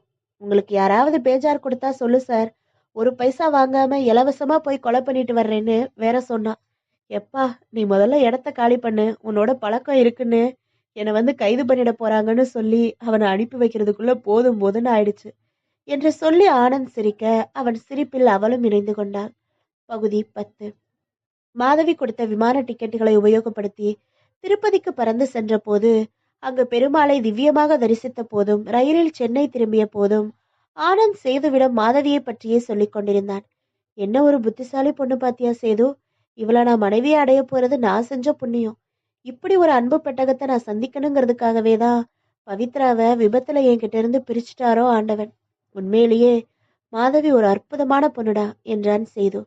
சென்னைக்கு வந்து சேர்ந்ததுமே அவளுடன் பேச வேண்டும் என்று விரும்பி ஆஸ்பத்திரிக்கு போன் செய்தான் ஆனந்த். நர்ஸ், மாதவியை கொஞ்சம் பேச சொல்லுங்க. மாதவியா? அவங்க வேலையை விட்டு நின்றுட்டாங்களே என்று பதில் வர அதிர்ச்சி அடைந்தான். வேலையை விட்டு நின்றுட்டாங்களா? எப்போ? 2 நாளாச்சு. ஏன்? சொந்த காரணங்களுக்காகன்னு குறிப்பிட்டு எழுதியிருக்காங்க அவங்களோட ராஜினாமா கடிதத்துல. போனை வைத்தான் ஆனந்த். சேது, மாதவி வேலையை விட்டு நின்றுட்டாங்களா என்றான். ஏனா? ஏதோ சொந்த காரணங்கள்னு எழுதி கொடுத்திருக்காளா? வேற என்ன சொந்த காரணம்? உன்னை கல்யாணம் பண்ணிக்க போறாங்க இல்லையா, அதான். ஏற்கனவே சிஸ்டர் என்கிட்ட சொல்லிக்கிட்டு இருந்தாங்க. கல்யாணத்துக்கு அப்புறம் வேலையை விட்டுட்டு உனக்கு ஒரு நல்ல காரியதரிசியா குடும்ப பொறுப்புகளையும் எடுத்துக்கிட்டு வீட்டோட இருக்க போறதா சொல்லியிருக்காங்க ஆனந்த். அது என்கிட்டயும் சொல்லியிருக்கா. கல்யாணத்துக்கு தான் இன்னும் 4-5 மாசம் போகணுமே. இப்பவே ஏன் வேலையை ராஜினாமா பண்ணணும்? அவங்க அம்மா சொன்ன வழக்கு முடிஞ்ச தீர்ப்பாயிடுச்சோ என்னவோ. எதையுமே கொஞ்சம் எதிர்பார்க்க வச்சு சொல்றதுல எப்பவும் சிஸ்டருக்கு சந்தோஷம். அதனால திடீர்னு வந்து இன்ப அதிர்ச்சியோ செய்தியோ சொல்லலாம்னு அவங்க நினைச்சிருக்கலாம். இருந்தாலும் இருக்கும். எப்ப வந்து என்ன சந்திப்பா? யாருக்கு தெரியும்? அவங்க வீட்டுல அம்மாவுக்கு டிமிக்கி கொடுத்துட்டு ரகசியமா வரணுமே அவங்க. சந்தர்ப்பம் அமையறப்போ வருவாங்க. எனக்கு பொறுமை இல்ல. நான் நேரா அவ வீட்டுக்கு போய் வழக்கு முடிஞ்சாச்சான்னு விசாரிச்சுட்டு வந்துடுவா. கொஞ்சம் பொறுமையா இரு. நாம யூகம் படுறபடி இல்லைன்னா நீ போறப்போ உனக்கு தர்ம சங்கடமா ஆயிடும். உன் சிடுமூஞ்சி மாமியாரு ஏதாச்சும் நறுக்குன்னு சொல்லிட்டா நல்லா இருக்குமா? சிஸ்டர் வந்து உன்னை பாக்குற வரைக்கும் இல்லைனா ஃபோன் பண்ற வரைக்கும் கொஞ்சம் அமைதியா இரு என்றான் சேது. ஆனாலும் ஆனந்தின் மனம் தவித்தது. ஏன் வேலையை ராஜினாமா பண்ணா என்கிற கேள்வி அவனை விரட்டியது. மறுநாள் மாலைதான் வந்தாள் மாதவி. எப்படி இருந்துச்சு திருப்பதி பயணம்? லட்டு வாங்கிட்டு வந்தீங்களா எனக்கு? கேட்டபடி உரிமையாக சோஃபாவில் அமர்ந்து கொண்டாள். பிரயாணம் பிரமாதமா இருந்துச்சு. லட்டு தர்ற, முதல்ல என் கேள்விக்கு பதில் சொல்லு. எதுக்கு வேலையை விட்ட? அவள் லேசாக அதிர்ச்சி அடைந்தது போல இருந்தது. யார் சொன்னது? நேத்து நான் வந்ததுமே உனக்கு ஃபோன் பண்ணேன். ஆஸ்பத்திரியில சொன்னாங்க. அம்மாவுக்கு ஆரம்பத்துல இருந்தே நான் வேலைக்கு போறது பிடிக்கல. கூடிய சீக்கிரம் கல்யாணம் பண்ணிக்க போறியே, அதனால வேலையை விட்டுடுன்னு சொன்னாங்க. சரின்னு விட்டுட்டேன். கல்யாணம் தான் இன்னும் எப்போனே முடிவாகலையே, அது வரைக்கும் போய்கிட்டு இருக்கலாம் இல்லையா? என்னமோ விட சொன்னாங்க, விட்டுட்டேன். அம்மா சொல்லி எதுலையும் நான் வார்த்தை மீறினதில்லை. சரி, அதை விடுங்க ஆனந்த். நீங்க 2 பேரும் சீக்கிரம் முகத்தை கழுவிட்டு புறப்படுங்க. எங்க? நாம 3 பேரும் ஒரு இடத்துக்கு போறோம். புறப்படுங்க. எங்கேன்னு போய் சேர்ந்ததும் தெரியும் என்றாள் மாதவி. இந்த சஸ்பென்ஸை வச்சு தவிக்க விடுறதுல உனக்கு அலாதி பிரியம். சேது, வா போயிட்டு வந்துடலாம் என்றான் ஆனந்த். காரை மாதவி ஓட்டினாள். சார் வந்து நின்ற இடம் மியூசிக் அகாடமி அரங்கத்திற்கு முன்பாக. எக்கச்சக்கமான கூட்டம் அலைமோதி கொண்டிருந்தது. தோரணங்களுக்கு நடுவில் இசைநாணி இளையராஜாவின் இன்னிசை விருந்து என்று பெரிதாக எழுதி பேனர் கட்டி இருந்தார்கள். உங்களுக்கு இளையராஜா இசைனா ரொம்ப பிடிக்கும் இல்லையா? அதனாலதான் டிக்கெட் வாங்கி வச்சேன் என்றாள் மாதவி. ஆனந்த் உணர்ச்சி பெருக்கில் வார்த்தைகள் இடற, மாதவி நீ நீ கிரேட் மாதவி என்றான். மூவரும் அரங்கத்திற்குள் வந்து தங்கள் இருக்கைகளில் அமர்ந்த சிறிது நேரத்தில் இசை நிகழ்ச்சி தொடங்கியது. ஆனந்த் ரசித்து கேட்க தொடங்கினார். நிகழ்ச்சி முடிந்ததும் எல்லோரும் கலையத் தொடங்க, ஆனந்த் என்னோட வாங்க, இளையராஜா கிட்ட அறிமுகப்படுத்தி விடுறேன் என்றாள் மாதவி. நிஜமாவா? ஆமா வாங்க என்று அவனை அழைத்து கொண்டு அரங்க மேடைக்கு பின்புறம் இருந்த அறைக்கு அவனை அழைத்து சென்றாள். இளையராஜா இவளை பார்த்ததும், என்னம்மா, சௌக்கியமா இருக்கியா? அம்மா நல்லா இருக்காங்களா என்றார். நல்லா இருக்காங்க சார். இவர் ஆனந்த், பவித்ராங்கிற பேர்ல கதைகள் எழுதுறவர், உங்களோட பரம ரசிகர் என்று அறிமுகப்படுத்தினாள். ஆனந்த் கைகூப்பி வணக்கம் சொன்னான். உங்களை சந்திச்சதுல ரொம்ப மகிழ்ச்சி. உங்க கதைகள் ரொம்ப கொஞ்சம் படிச்சிருக்கேன். கிராமத்துல ஒரு விதவை பொண்ண மையமா வச்சு ஒரு கதை எழுதியிருந்தீங்களே, என்ன தலைப்பு? பதுங்கும் நண்டுகள். அந்த கதை ரொம்ப நல்லா இருந்தது. சினிமாவுக்கு கூட பொருத்தமான கதை. ஓய்வா ஒரு நாள் எனக்கு ஃபோன் பண்ணிட்டு வாங்களேன், அந்த கதையை பத்தி விரிவா பேசலாம் என்றார். சரி சார், எனக்கு அதிகமான சந்தோஷம் ஏற்பட்டாலும் சரி, அதிகமான துர்க்கம் ஏற்பட்டாலும் சரி, உங்க இசையை கேட்பேன் சார் என்று ஆர்வமாக சொன்ன ஆனந்தை புன்னகையுடன் கைக்குலுக்கி நகர்ந்தார் இளையராஜா. வீட்டிற்கு காரில் திரும்பும்போது, மாதவி, நான் உனக்கு எப்படி நன்றி சொல்றதுனே தெரியல. இவரோட அறிமுகம் கிடைக்குமான்னு நான் எத்தனை நாளா நினைச்சிட்டு இருந்தேன் தெரியுமா என்றான். ஆனந்த், நமக்குள்ள நன்றி சொல்லிக்கிறது இல்லைன்னு பேசுனத காத்தோட விட்டாச்சா என்று சிரித்தாள் மாதவி. சரி, இப்போ வேலையை விட்டாச்சு, வீட்ல உட்காந்து என்ன செய்யற? எப்படி உனக்கு பொழுது போகுது? கேசட் கேட்குறேன், புத்தகம் படிக்கிறேன். அது மட்டும் இல்ல, இன்னும் ஒரு மாசத்துக்கு என்ன நீங்க பார்க்க முடியாது ஆனந்த். ஒரு மாசத்துக்கா? இதென்ன திடீர் வெடிகுண்டா இருக்கு? என்ன விஷயம்? நானும் அம்மாவும் டெல்லி போறோம். அங்க எங்க சித்தி இருக்காங்க. அவங்க வீட்ல ஒரு வாரம் இருந்து டெல்லியை சுத்தி பார்த்துட்டு காசி போறோம். வர ஒரு மாசம் ஆகும். அம்மாவுக்காக இந்த பயணம். இப்படி திடீர்னு சொன்னா எப்படி? திடீர்னு தான் பயணமே நிச்சயமாச்சு. எப்போ புறப்படுறீங்க? நாளைக்கே. இல்ல, நாளான்னைக்கும். ரயில் டிக்கெட் இன்னைக்கு அம்மா வாங்கியிருப்பாங்க. உன் அம்மாவுக்காக பயணம்னா அம்மா மட்டும் போக வேண்டியது தானே? நல்லா இருக்கே கதை. அம்மாவை மட்டும் தனியா அனுப்பி வைக்க முடியுமா? நான் வரலைன்னு எப்படி சொல்ல முடியும் ஆனந்த்? ஒரு மாசம் உன்னை பார்க்காம எப்படி இருக்கிறது? இருக்கலாம், முடியும். ஒரு எழுத்தாளருக்கு அந்த மனப்பக்குவம் இல்லைன்னா யாருக்கு வரும்?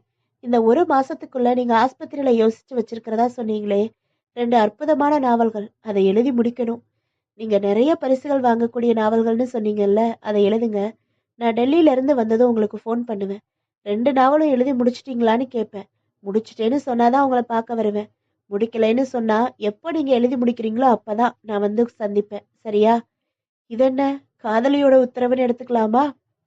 வேணாம், ரசிகையோட வேண்டுகோள்னு எடுத்துக்கோங்க என்ற மாதவியை ஏக்கத்துடன் பார்த்த ஆனந்த், ஒரு மாசம் 30 நாள், பெரிய அவஸ்தைதான் என்று சினுங்கினான். பகுதி 11. மாலையில் தன் அலுவலகத்தில் இருந்து திரும்பிய சேது ஸ்கூட்டரை நிறுத்தும் போதே வீட்டின் மொட்டை மாடியில் ஆனந்த் உலாவிக் கொண்டிருப்பதை பார்த்தான்.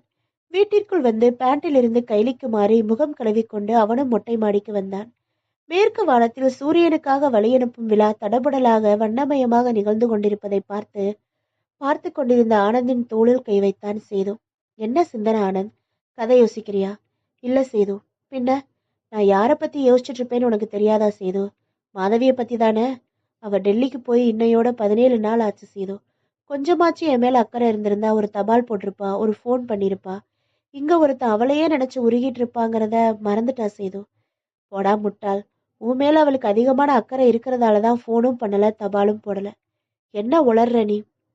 அவங்க என்ன சொன்னாங்க? இந்த ஒரு மாசத்துக்குள்ள 2 நாவல் எழுதி முடிக்க சொன்னாங்க இல்லையா? அதான் தீவிரமா உட்காந்து ஒரு நாவல் எழுதி முடிச்சுட்டு அடுத்த நாவலை கூட தொடங்கிட்டேனே சேது. இந்த தீவிரம் கலைஞ்சிடக்கூடாது இல்லையா? உன் கவனம் சிதறிடக்கூடாது இல்லையா? அதனாலதான் தபால் போடல. ஒரு தபால் போட்டா அதையே 100 தடவை படிச்சுட்டு இருப்பேன். அவங்களையே நினைச்சு ஏங்க ஆரம்பிச்சிருவேன். அதனால தன்னோட தபாலோ போனோ உன்னோட நினைவுகளை கிளறி விட்டுடும். அதனால உன் எழுத்து தீவிரம் பாதிச்சிடக்கூடாதுன்னு தான் சிஸ்டர் உன்னை தொடர்பு கொள்ளலன்னு நான் சொல்றேன். இப்ப மட்டும் என்ன? ஏன் தபால் வரல, ஏன் ஃபோன் பண்ணலைன்னு இதே கவலையில நான் அவளை பத்தி தானே சதா நினைச்சுக்கிட்டு இருக்கேன். அதான் வேணும்னு சொல்றேன். நமக்கு தான் தெரியுமே, மாதவி எது பண்ணாலும் ஒரு காரணத்தோட ஒரு அர்த்தத்தோட தான் பண்ணுவாங்க. பிடிவாதமா தன்னோட மனசை கட்டுப்படுத்திக்கிட்டு அவங்க உன்னை தொடர்பு கொள்ளாம இருக்காங்களே ஒழிய அவங்க மனசுக்குள்ள இந்த தவிப்பு எப்படிடா இல்லாம போகும்? சற்று தெளிவு பெற்றவனாக ஆனந்த் அவனை பார்க்க, அதனால நான் என்ன சொல்றேன், உன் கவனம் இப்போ அந்த இன்னொரு நாவல்ல எழுதி முடிக்கிறதுல தான் இருக்கணும். சிஸ்டர் வந்து எழுதி முடிச்சாச்சுன்னு ஃபோன்ல கேக்குறப்போ ஒரு வாரம் முன்னாடியே முடிச்சிட்டேன்னு சொன்னா அவங்க எவ்வளோ சந்தோஷப்படுவாங்க. ம், நியாயம்தான் சேது என்ற ஆனந்த் உடனே கீழிறங்கி தன் அறைக்கு வந்து முகம் கழுவிக்கொண்டு ஒரு புத்துணர்ச்சியுடன் தனது எழுதும் மேஜையில் அமர்ந்து 2வது நாவலை விட்ட இடத்திலிருந்து தொடர்ந்து எழுதத் தொடங்கினான். அந்த பிரபல வார இதழில் எழுதி வரும் தொடர்கதைக்கான அத்தியாயம் ஒன்றை காலையில் எழுதி முடித்துவிட்டு அலுவலகத்திற்கு தன் காரில் ஆனந்த் புறப்பட்ட போது சற்று தாமதமாயிருந்தது. காரை சற்று வேகமாக செலுத்தினான். அண்ணா சாலையில் அந்த சிக்னல் நிறுத்தத்தில் சிவப்பு விளக்கு விழுந்ததும் அவசரமாக பிரேக் அடித்து காரை நிறுத்தி பொறுமையின்றி நகம் கடித்து துப்பினான். கை கடிகாரத்தை பார்த்து கொண்டான். தன் அருகில் நிற்கிற வாகனங்களை ஒரு பார்வை பார்த்துவிட்டு திரும்பிய ஆனந்த் வலதுபுற சாலையில் இருந்த பஸ் நிறுத்தத்தில் கவனம் பதிய சட்டென்று அதிர்ந்து போனான். அங்கே பேருந்துக்காக காத்திருந்த 4-5 பெண்களுக்கு நடுவில் குளிர் கண்ணாடி அணிந்து நின்று கொண்டிருப்பது அவ அவ மாதவி இல்ல. இவ எப்போ டெல்லியில இருந்து திரும்பினா? 1 மாசமாகும்னு சொன்னாலே. 20 நாள் கூட ஆகலையே. சரி, வந்தவன் எனக்கு ஏன் ஃபோன் பண்ணல? சிக்னலில் மஞ்சளுக்கு பிறகு பச்சை அம்புக்குறி தோன்ற பின்னால் நின்றிருந்த வாகனங்கள் கூட்டாக ஒலி எழுப்ப ஆனந்த் தன் காரை செலுத்தி சற்று தூரம் சென்று இடது ஓரமாக காரை நிறுத்திவிட்டு இறங்கினான். வாகன போக்குவரத்தின் நடுவில் தடுமாறி தத்தளித்து சாலையை குறுக்கில் கடந்து இந்த பக்கம் அந்த பஸ் நிறுத்தத்திற்கு வந்து பார்த்தபோது மாதவி அங்கு இல்லை. போயிட்டாளா? ஆனந்த் மறுபடியும் சாலையை கடந்து தன் காரை எடுத்துக்கொண்டு அலுவலகத்திற்கு வந்து சேர்ந்ததுமே சேதுவிற்கு போன் செய்தான். சேது, இப்ப நான் வர்ற வழியில ஒரு பஸ் நிறுத்தத்துல மாதவியை பார்த்தேன். என்ன உளர்ற? உண்மையாதான் சொல்றேன் சேது. அவங்க தான் டெல்லிக்கு போயிருக்காங்களே. இல்ல, நான் பார்த்தேன். வந்தாச்சு போல இருக்கு. சரி, வந்திருக்கலாம். அதுக்கு என்ன, கிட்ட போய் பேசுனியா? போனேன். அதுக்குள்ள பஸ் ஏறி போயிட்டா. எதுக்காக பதறிக்கிட்டு ஃபோன் பண்ற நீ? என்னடா நீ முட்டாள்தனமா பேசுற? அவ எப்போ வருவா, எப்போ பாப்பான்னு நான் தினமும் தவிச்சுக்கிட்டு இருக்கேன். ஊர்ல இருந்து வந்தவன் நேரா என்ன பார்க்க வந்திருக்க வேண்டாமா? சரி, போன்லயாவது பேசியிருக்க வேண்டாமா? ஏன் ஃபோன் பண்ணல? தெரியலையே. அவங்களே கேட்டாதான் தெரியும். என்னால அவளை புரிஞ்சுக்க முடியல. நீ பார்த்தது மாதவியை தானா? கிட்ட இருந்து பாத்தியா இல்ல தூரத்துல இருந்து பாத்தியா? கொஞ்சம் தூரத்துல இருந்து தான் பார்த்தேன். ஆனா மாதவி எனக்கு தெரியாதா? இப்ப என்ன செய்யணும்னு சொல்ற? நான் இப்போ ஆபீஸ்க்கு லீவு போட்டுட்டு நேரா அவ வீட்டுக்கு போக போறேன். பேசிட்டு வர போறேன். காரணம் கேட்க போறேன். அவங்க அம்மா இருப்பாங்களே ஆனந்த், அவங்களுக்கு தான் கல்யாணத்துக்கு முன்னாடி நீங்க சந்திச்சு பேசுறது பிடிக்கலையே. பரவாயில்ல, ஒரு தடவை பார்த்தா தப்பாயிடாது. அப்புறம் நீ போனதும் மாதவியை தான் அங்க சத்தம் போடுவாங்க. போட்டுக்கிட்டோம். மாதவி இங்க வந்துட்டான்னு தெரிஞ்சதுக்கு அப்புறமும் நான் அவளை பார்க்காம இருக்க முடியாது. இந்த தவிப்பிலேயே ரத்த அழுத்தம் அதிகமாகி எதைய விடிச்சிடு மாதிரி இருக்கு. நான் அவ வீட்டுக்கு போய் பார்த்துட்டு வந்துடுறேன். போனை வைத்துவிட்டு ஆனந்த் தனது உயர் அதிகாரியை சந்தித்து தனக்கு விடுமுறை தேவை என்று சொல்லிவிட்டு அலுவலகத்தை விட்டு வெளியேறினான். பகுதி 12. மாதவியின் வீடு உள்ள அடுக்குமாடி குடியிருப்பு கட்டிடத்தின் வாசலில் தனது காரை நிறுத்திவிட்டு இறங்கினான் ஆனந்த். மாதவியின் வீட்டிற்கு வந்து பார்த்தபோது வெளிப்புறம் பூட்டு தொங்கிக் கொண்டிருப்பதை பார்க்க ஏமாற்றமாக இருந்தது. அந்த வீட்டிற்கு நேர் எதிர் வீட்டில் இருந்த பெண் இவனை பார்த்துவிட்டு வாசலுக்கு வர அவளிடம் விசாரித்தான். மாதவி எங்க போயிருக்காங்கன்னு தெரியுமா? வேலைக்கு தான் போயிருக்காங்க. நர்ஸ் வேலையை தான் அவங்க ராஜினாமா பண்ணிட்டாங்களே. நர்ஸ் வேலையை ராஜினாமா பண்ணிட்டாங்களா? அதெல்லாம் எதுவும் இல்லையே. அவங்க பிரியா மருத்துவமனையில தான் வேலை பார்த்துட்டு இருக்காங்க என்று அந்த பெண் சொன்னாள். சரி, அவங்க அம்மா எங்க போயிருக்காங்க? அவங்க ஏதோ பாடல் பதிவுன்னு பாடல் பதிவு கூடத்துக்கு போயிருக்காங்க. சரி, 2 பேரும் டெல்லி போயிட்டு எப்போ திரும்பினாங்க? எந்த 2 பேரை கேக்குறீங்க சார்? மாதவியையும் அவங்க அம்மாவையும் தான் கேக்குறேன். அவங்க எந்த ஊருக்கும் போகலையே, இங்க தானே இருக்காங்க. இல்லைங்க, நீங்க தெரியாம சொல்றீங்க. 20 நாளைக்கு முன்னாடி டெல்லிக்கு போறதா சொன்னாங்க. 20 நாளைக்கு முன்னாடியா? என்னங்க, எதிர் வீட்டுக்காரங்க எங்களுக்கு தெரியாம எங்க போனாங்க அவங்க? நீங்க ஏதோ தப்பான தகவலோட விசாரிக்கிறீங்கன்னு நினைக்கிறேன். கன்னத்தில் அறை வாங்கினது போல் உணர்ந்தான் ஆனந்த். மாதவி ஊருக்கு போகல, இங்கதான் இருக்கா. வேலையை ராஜினாமா பண்ணிட்டதா பொய் சொல்லி தொடர்ந்து போய்கிட்டு தான் இருக்கா. எத்தனை பொய்? எதுக்காக என்கிட்ட? ஆனந்திற்கு லேசாக ஒரு கோபம் ஊற்று உள்ளே பொங்கத் தொடங்க, ரொம்ப நன்றிமா என்று விட்டு வேகமாக நடந்தான். காரை படு வேகத்தில் அதன் டயர்கள் தேய்ந்து கூச்சலிடும் வகையில் பிரியா மருத்துவமனையின் முன்பாக நிறுத்தினான். ஆனந்த் உள்ளே நுழைந்து நர்சுகள் ஓய்வறைக்கு சென்றான். அங்கே மாதவி இல்லை. ஆனால் அவனுக்கு அறிமுகம் உள்ள மற்றொரு நர்ஸ் இருந்தாள். இவனை பார்த்து புன்னகைத்தவள், என்ன சார், எப்படி இருக்கீங்க என்றாள். நான் இருக்கிறது இருக்கட்டும், மாதவி எங்க? நான் உடனே பார்க்கணும் என்றான் படபடப்பாக. என்ன சார் விஷயம்? நான் அந்தரங்கமா அவங்க கிட்ட பேச வேண்டியிருக்கு. இங்கேயே காத்திருக்க. அவங்க எங்க இருந்தாலும் போய் கூட்டிட்டு வர முடியுமா ப்ளீஸ்? கூட்டிட்டு வரேன், இருங்க. நடந்தவளை ஒரு நிமிஷம் என்று நிறுத்தி, மாதவி நடுவுல எதுக்காக வேலையை ராஜினாமா பண்ணிட்டு மறுபடியும் சேர்ந்தாங்க என்றான். நடுவுல வேலையை ராஜினாமா பண்ணாளா? யார் சொன்னது? இந்த நர்ஸ் தொழில ஒரு வருமானத்துக்காகவோ பொழுதுபோக்குக்காகவோ செய்யல மாதவி. சேவை மனப்பான்மை ஒண்ணுதான் தன்னோட லட்சியம்னு மனசுல ஆணித்தரமா எழுதிக்கிட்டு இதுல சேர்ந்தவ அவ. அவ எதுக்காக ராஜினாமா செய்ய போறா? கல்யாணம் ஆனப்புறம் கூட தொடர்ந்து இந்த வேலைக்கு வருவேன். அதுக்கு சம்மதிக்கிறவனை தான் கல்யாணம் பண்ணிப்பேன்னு என்கிட்ட எல்லாம் சொல்லியிருக்கா அவ. இருங்க, கூட்டிட்டு வர்றேன். அந்த நர்ஸ் சென்றதும் அங்கிருந்த நாற்காலியில் அமர்ந்து கொண்டான் ஆனந்த். ஏதோ முரண்பாடுகள், குழப்பங்கள், பொய்கள். ஏன்? சற்று நேரத்தில் துள்ளலுடன் முகமெல்லாம் சிரிப்புடன் வேகமாக வந்தாள் மாதவி. ஹலோ ஆனந்த், எப்படி இருக்கீங்க என்று அவன் அருகில் அமர்ந்தாள். ஆனந்த் முகத்தில் கோபத்தின் வெளிப்பாட்டை அவனால் மறைக்க முடியாமல் உம்மென்று இருந்தான். அவளை துளைத்து விடுவதைப் போல பார்த்தான். என்னாச்சு ஆனந்த், கோபமா? இருக்குமா இருக்காதா? நிச்சயமா இருக்கும். வேலையை ராஜினாமா பண்ணிட்டேன்னு பொய் சொன்னது ஒரு காரணம், டெல்லிக்கு போறோம்னு பொய் சொன்னதும் ரெண்டாவது காரணம், இதே ஊர்ல இருந்துகிட்டு உங்களை பார்க்கவும் வரல, போனும் பேசல, இது மூணாவது காரணம். இவ்வளவுதானே உங்க கோபத்துக்கான காரணம்? ஆமா, ஏன் இப்படி பொய் சொன்ன? 2 லட்சிய நாவல்களை எழுதி முடிச்சிட்டீங்களா ஆனந்த்? ஒன்னு முடிச்சிட்டேன், இன்னொன்னு பாதி வரை இருக்கு. நீங்க இந்த 2 சிறந்த படைப்புகளை முழு கவனத்தோட எழுதி முடிக்கணும்னு தான் நான் இந்த பொய்ய சொன்னேன். நான் இங்க வேலையில இருக்கேன்னு தெரிஞ்சா நீங்க தினம் ஒரு தடவையாவது ஃபோன் பண்ணி பேசுவீங்க. என்ன பத்தியே நினைவுகள் சுத்தும். நான் ஊர்லயே இல்லைனா கவனம் செலுத்தி எழுதுவீங்க. அதனாலதான் இந்த பொய்கள். ஒரு நல்ல நோக்கத்துக்காக பொய் சொல்லலாம்னு திருவள்ளுவரே சொல்லியிருக்கானே ஆனந்த். நெகிழ்ந்து போன ஆனந்த், இருந்தாலும் எனக்குள்ள எவ்வளவு தவிப்பு இருக்கும்னு நீ நினைச்சு பாத்தியா மாதவி என்றான். அதை அடக்கி, நாவல்கள்ல கவனத்தை பதிய வைக்கிறது தானே ஏன் நோக்கம். நீ என்னதான் விளக்கம் சொன்னாலும் என்னை ஏமாத்துனதுக்காக நான் உனக்கு தண்டனை கொடுத்தாகணும் மாதவி. தண்டனையா? ஆமா, இன்னைக்கு சாயங்காலம் என்னோட நீ டிரைவின் சினிமா தியேட்டருக்கு வர. படம் பார்த்துட்டு வர்றப்போ ஒரு ஹோட்டலுக்கு போய் டிஃபன் சாப்பிட்றோம், சரியா? பாத்தீங்களா, உடனே உங்க கவனம் உல்லாசமா பொழுத கழிக்கிறதுல திரும்பிடுச்சு. இதுக்காக தான் நான் விரத மாதிரி உங்களை பார்க்காம இருந்தேன். பாதியில வச்சிருக்கிற 2வது நாவலையும் எழுதி முடிங்க. அதுக்கப்புறம் எனக்கு ஃபோன் பண்ணுங்க, அன்னைக்கு போகலாம். இருக்கையை விட்டு எழுந்து கொண்ட ஆனந்த் மகிழ்ச்சியுடன், சரி, அன்னைக்கு ஏதாவது சாக்கு போக்கு சொன்னா எனக்கு கெட்ட கோவம் வந்துடும் என்றான். இன்னைக்கு நான் பார்த்த கோவம் நல்ல கோவமா கெட்ட கோவமா? ஆனந்த் வாய்விட்டு சிரித்து விட்டான். அவனை கார் வரைக்கும் வந்து வழியனுப்பிய போது சொன்னான். காலையில இருந்து என் மனசுல இருந்த பாரம் இப்பதான் சரியா போச்சு. எதுக்காக இவ இப்படி அடுக்கடுக்கா பொய்ய சொன்னான்னு எனக்குள்ள ஏகப்பட்ட கேள்வி, யூகங்கள். சரி, வரட்டுமா? நீ சொன்னதுக்காக நாவலை முடிச்சுட்டு தான் நான் உனக்கு ஃபோன் பண்ணுவேன். நடுவுல பண்ண மாட்டேன். நேர்ல சந்திக்க முயற்சியும் பண்ண மாட்டேன். திருப்தி தானே?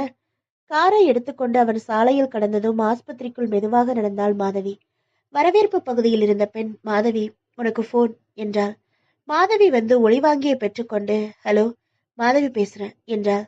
நான் சேது பேசுறேன். ஆனந்த் அங்க வந்தானா? வந்துட்டு இப்பதான் புறப்பட்டு போனாரு. அவரை சமாதானப்படுத்தி அனுப்புறதுக்குள்ள ரொம்ப சிரமப்பட்டுட்டேன். சமாதானம் ஆகிட்டானா இல்லையா? நீங்க நாவல் எழுதி முடிக்கணும்னு தான் நான் இப்படி பொய்ய சொன்னேன்னு சொன்னேன், நம்பிட்டாரு. இன்னும் எத்தனை நாளைக்கு சேது இந்த கண்ணாமூச்சி ஆட்டம் என்றாள் மாதவி. தெரியல என்றான் சேது. நம்ம அப்புறம் பேசலாம், வச்சிடுறேன். பகுதி 13. தன் அலுவலகத்தில் கோப்புகள் பார்த்து கொண்டிருக்கும் போது உள் தொலைபேசியில் ஆனந்தை அலுவலக மேனேஜர், கொஞ்சம் என் அறைக்கு வந்துட்டு போங்க ஆனந்த் என்றார். ஆனந்த் தன் நாற்காலியை அலுவலகத்தில் கோப்புகள் பார்த்து கொண்டிருந்த போது உள்ளிருந்து மேனேஜர் ஆனந்தை அழைத்தார். கொஞ்சம் என் அறைக்கு வந்துட்டு போங்க ஆனந்த் என்றார். ஆனந்த் தன் நாற்காலியை நகர்த்தி விட்டு எழுந்து மேனேஜரின் அறைக்கு வந்தான். மேனேஜருக்கு அருகில் அமர்ந்திருந்த நபரை எங்கேயோ பார்த்த மாதிரி இருந்தது இவனுக்கு. வாங்க ஆனந்த், உட்காருங்க. இவரு குமாரபாலா, சினிமா இயக்குனர். என்னோட கல்லூரியில ஒன்னா ஒன்னா படிச்சவரு என்று அறிமுகப்படுத்தினார். கை குலுக்கி கொண்டார். அதான் பார்த்த முகமா இருக்கேன்னு நினைச்சேன். உங்க மர வீடு படம் ரொம்ப அற்புதமா இருந்தது சார். 2 தடவை பார்த்தேன். நன்றி. நாளைக்கு ஒரு படத்தோட படப்பிடிப்பு பூஜையோட தொடங்குறேன். அதுக்கு இவருக்கு அழைப்புதல் கொடுக்க வந்தேன். உங்க கதைகள் எல்லாம் நிறைய படிச்சிருக்கேன். உங்களை அறிமுகப்படுத்துறேன்னு சொன்னாரு என்ற குமாரபாலா தன் கைப்பையில் இருந்து மற்றொரு அழைப்புதல் எடுத்து பவித்ரா என்று பெயர் எழுதி இவனிடம் தந்தார். நீங்களும் அவசியம் பூஜைக்கு வரணும். வந்தா எனக்கு ரொம்ப பெருமையா இருக்கும் என்றார். கண்டிப்பா வரேன் என்று பெற்றுக்கொண்டான் ஆனந்த். மறுநாள் காலையில் 9 மணிக்கெல்லாம் ஆனந்த் ஏவிஎம் படப்பிடிப்பு அரங்கத்திற்கு மலர்கொத்துடன் சென்று இறங்கினான்.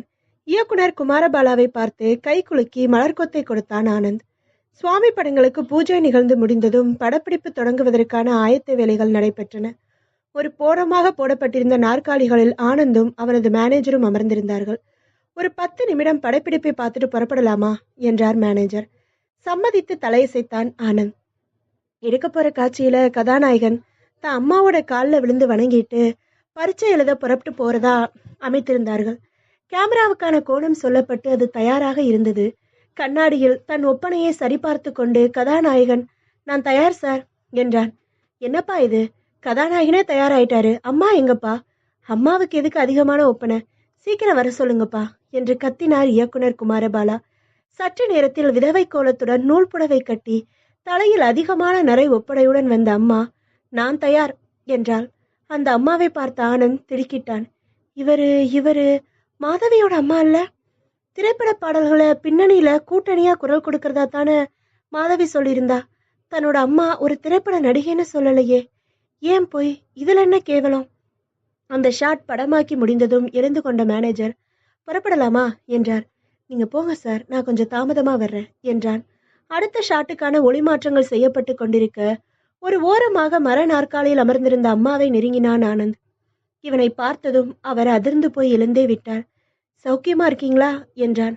ம் என்றார். சினிமாவில் பின்னணி பாடுறதா மாதவி என்கிட்ட சொன்னா. அது காஞ்சிபுரத்துல வழக்கு எந்த தூரத்துல இருக்கு? அதாவது உண்மையா இல்ல பொய்யா? தம்பி, என்னை மன்னிச்சிடுங்க. என் பேர்ல தப்பு இல்லை. சினிமாவில் நடிக்கிறத கொஞ்சம் வீட்டுக்குள்ள நடிச்சு கொடுங்கன்னு சொன்னாரு. பணம் கொடுத்தாரு. அதனாலதான் நீங்க வந்தப்போ மாதவியோட அம்மா மாதிரி நடிச்சேன். ஆனந்த் மிகவும் குழப்பமுற்றான். என்ன சொல்றீங்க நீங்க? நீங்க மாதவியோட அம்மா இல்லையா? நடிச்சிங்களா? எனக்கு எதுவும் புரியல. கடவுளே, உளறிட்டேனா? மாதவியோட அம்மா இல்லைன்னு நீங்க கண்டுபிடிச்சிட்டு தான் பேசிக்கிட்டு இருக்கீங்கன்னு நினைச்சு உளறி கொட்டிட்டேனே. அன்னைக்கு மாதவி வீட்டில் உங்களை நடிக்க சொன்னாங்களா? ஆமா, மாதவியோட அம்மா உண்மையிலேயே சினிமாவில் பின்னணி பாடுறவங்க தான். அவங்கள ஏதோ சொல்லி அனுப்பிட்டு நீங்க வர்ற சமயம் அங்க மாதவியோட அம்மாவா நடிக்க சொன்னாங்க. அவங்க என்ன மாதிரி பேசணும்னு முன்கூட்டியே சொல்லி கொடுத்தாங்க. அப்படிதான் நான் பேசினேன். அப்படி நடிக்க சொன்னது யாரு? உங்க நண்பர் சேதுவும் அந்த பொண்ணு மாதவியும் தான். ஆனந்த் தடுமாறி போனான். இதயம் வெடித்து விடும் போல இருந்தது. எதுக்காக இந்த நாடகம்? அது எனக்கு சத்தியமா தெரியாது தம்பி.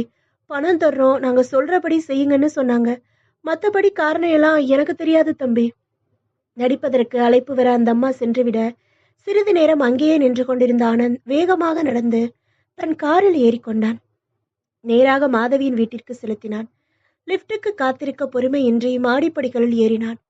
மாதவியின் வீட்டின் முன்பாக நின்று அழைப்பு மணியை ஒலிக்கச் செய்தான் அவசரமாக. சில வினாடிகளில் கதவு திறந்தது. திறந்தவர் சிவப்பாக உயரமாக இருந்தார். மாதவியின் முகஜாடை அப்படியே இருந்தது. நீங்க மாதவியோட அம்மா தானே என்றான்.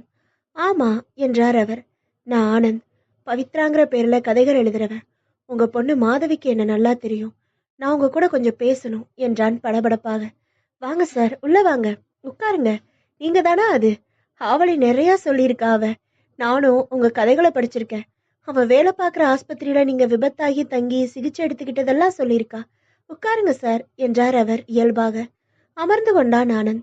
அவர் இயல்பாக பேசுவதில் இருந்து மாதவி அவரிடம் தானும் ஆனந்தும் காதலிப்பது பற்றியெல்லாம் எதுவும் சொன்னதாக தெரியவில்லை. இந்த நிலைமையில இந்த அம்மா கிட்ட என்னன்னு விசாரிக்கிறதுன்னு ஆனந்துக்கு புரியல. ஏதாச்சும் சாப்பிட்றீங்களா? நன்றி, வேணாம்மா என்றான். என்னமோ பேசணும்னு சொன்னீங்களே. மாதவி தன்னோட காதலை பத்தி உங்ககிட்ட சொன்னதுண்டா? கேட்டே விட்டான் ஆனந்த். கொஞ்ச நாளாவே அவ போக்குல ஒரு மாறுதலை நான் பார்த்தேன். என்னன்னு விசாரிச்சேன். அப்புறம்தான் தான் ஒருத்தரை நேசிக்கிறதா சொன்னா. என்னோட சம்மதத்தை கேட்டா. நீ அந்த பையனை வர சொல்லு, நான் பேசி பார்ப்பேன். எனக்கு பிடிச்சிருந்தாதான் உங்க கல்யாணத்துக்கு சம்மதிப்பேன்னு சொன்னேன். அதே மாதிரி மாதவி தன்னோட காதலனை வீட்டுக்கு அழைச்சிட்டு வந்துட்டா. நான் பேசி பார்த்தேன். அந்த பையன் எனக்கு ரொம்ப பிடிச்சிருந்தது. சரின்னு சம்மதம் கொடுத்துட்டேன். நான் சம்மதம் கொடுத்தே 4-5 மாசம் ஆச்சு. அவங்க என்னடானா இன்னும் 6-7 மாசம் கழிச்சு கல்யாணம் பண்ணிக்கிறாங்களாம் என்றார் அவர். ஆனந்திற்கு தலையும் புரியவில்லை, வாளும் புரியவில்லை. ஏதோ விடுகதை கேட்டது போல் இருந்தது. மாதவி காதலித்தான்னா அது என்னத்தானே? இவர்கிட்ட என்னை எப்போ கூட்டிட்டு வந்தா? இவர்கிட்ட நான் எப்போ பேசினேன்? இவர் எப்போ சம்மதிச்சாரு? என்ன சிக்கல் இதெல்லாம்? என்ன சார் யோசிக்கிறீங்க? மாதவிதான் உங்க ரசிகையாச்சே, நீங்க சொன்னா கேப்பா. தனக்கு பிடிச்சவனை தேர்ந்தெடுத்தாச்சு. நானும் சம்மதம் கொடுத்துட்டேன். இன்னும் எதுக்காக கல்யாணம் பண்ணிக்காம தாமதம் பண்ணணும்? நீங்க எடுத்து சொல்லுங்க. கல்யாணம் எல்லாம் காலகாலத்துல பண்ணிக்கிட்டு ஆகணும்னு சொல்லுங்க. கல்யாணம் பண்ணிக்காம வெளியில ஜோடியா 4 இடத்துக்கு சுத்துறது நல்லாவா இருக்கு? நான் சொன்னா கேட்க மாட்டான். பொறுமை இழந்து கேட்டான் ஆனந்த். உங்க பொண்ணு காதலிக்கிறதும் கல்யாணம் பண்ணிக்கிறதும் யாரேன்னு நினைச்சு பேசிட்டு இருக்கீங்க நீங்க? உங்களுக்கு தெரியுமா அந்த பையனை? தங்கமான பையன், நல்ல உத்தியோகம், போட்டோ கூட இருக்கே, பாக்குறீங்களா? அம்மா எழுந்து சென்று ஒரு மேஜையின் இழுப்பறையை திறந்து எடுத்துக்கொண்டு நீட்டிய வண்ண புகைப்படத்தில் ஒருவர் தோளில் ஒருவர் கை போட்டுக்கொண்டு சிரித்தபடி இருந்தார்கள் மாதவியும் சேதுவும். அந்த கட்டிடத்தின் கூரை இடிந்து நேராக தன் தலைமேல் விழுந்தது போல உணர்ந்தான் ஆனந்த். தலை சுற்றியது. பகுதி 14. தன் வீட்டு வாசலில் காரை நிறுத்தி உள்ளே வந்த ஆனந்த் தொலைபேசியை எடுத்தான். பிரியா மருத்துவமனைக்கு தொடர்பு கொண்டு, நர்ஸ் மாதவியை கொஞ்சம் பேச சொல்லுங்க என்றான். சில நொடிகளுக்கு பிறகு, ஹலோ, மாதவி பேசுறேன். ஆனந்த் பேசுறேன். நீ உடனே லீவு போட்டுட்டு நேரா என் வீட்டுக்கு வரணும் மாதவி. உடனே வா, வந்தாகணும் என்று சொல்லி விட்டு வைத்தான். மறுபடி ஒளிவாங்கி எடுத்து எண்களை சுற்றி சேதுவிடம் தொடர்பு கொண்டு, சேது, நீ உன் அலுவலகத்துல விடுமுறை சொல்லிட்டு உடனே புறப்பட்டு வீட்டுக்கு வந்தாகணும்.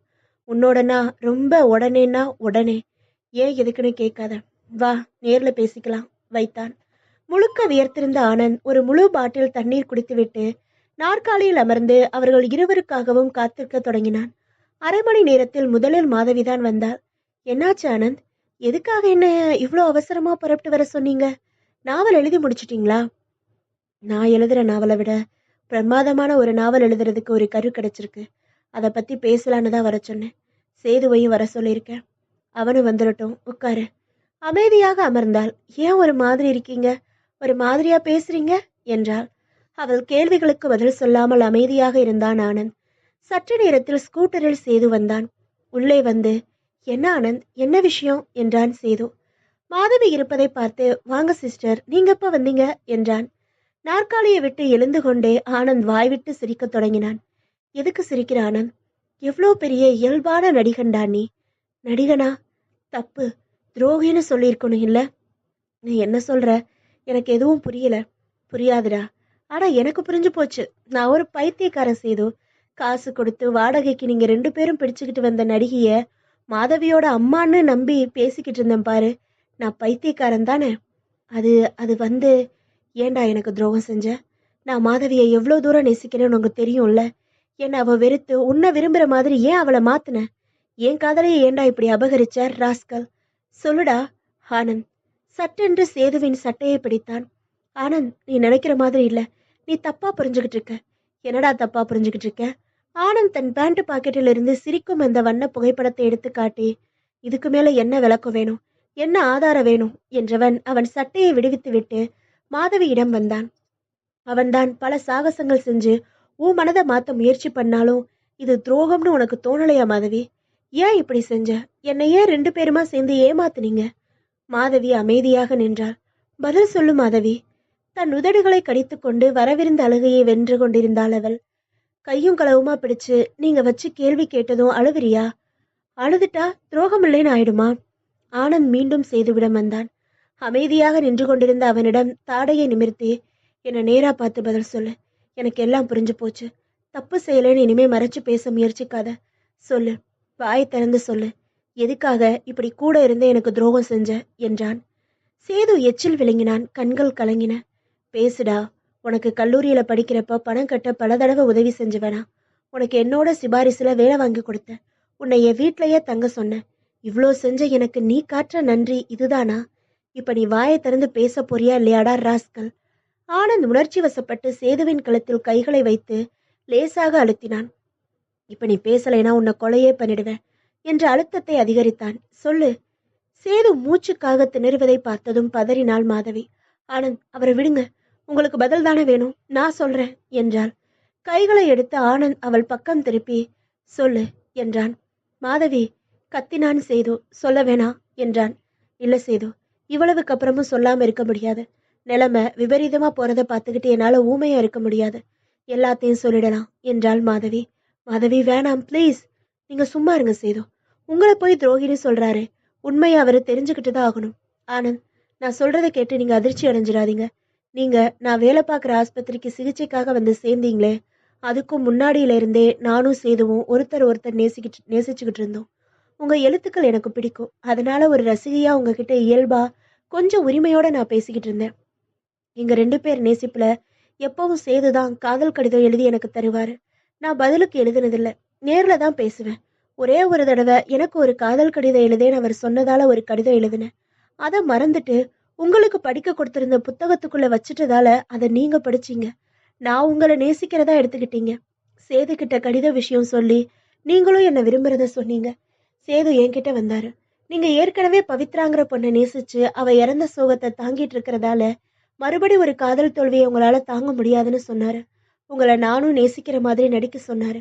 நான் முதல்ல மறுத்தேன். அவர் வற்புறுத்தி காரண காரியங்களை விளக்குனதும் அவரோட உயர்ந்த நோக்கத்தை புரிஞ்சுக்கிட்டு அதுல இருக்கிற மனிதநேய நியாயத்தை புரிஞ்சுக்கிட்டு உங்களை நேசிக்கிற மாதிரி நடிக்க ஆரம்பிச்சேன். என்றாள் மாதவி. விரக்தியோடு சிரித்தான் ஆனந்த். என்ன மாதவி இது? சின்ன குழந்தை பேசுற மாதிரி இருக்கு நீ பேசுறது.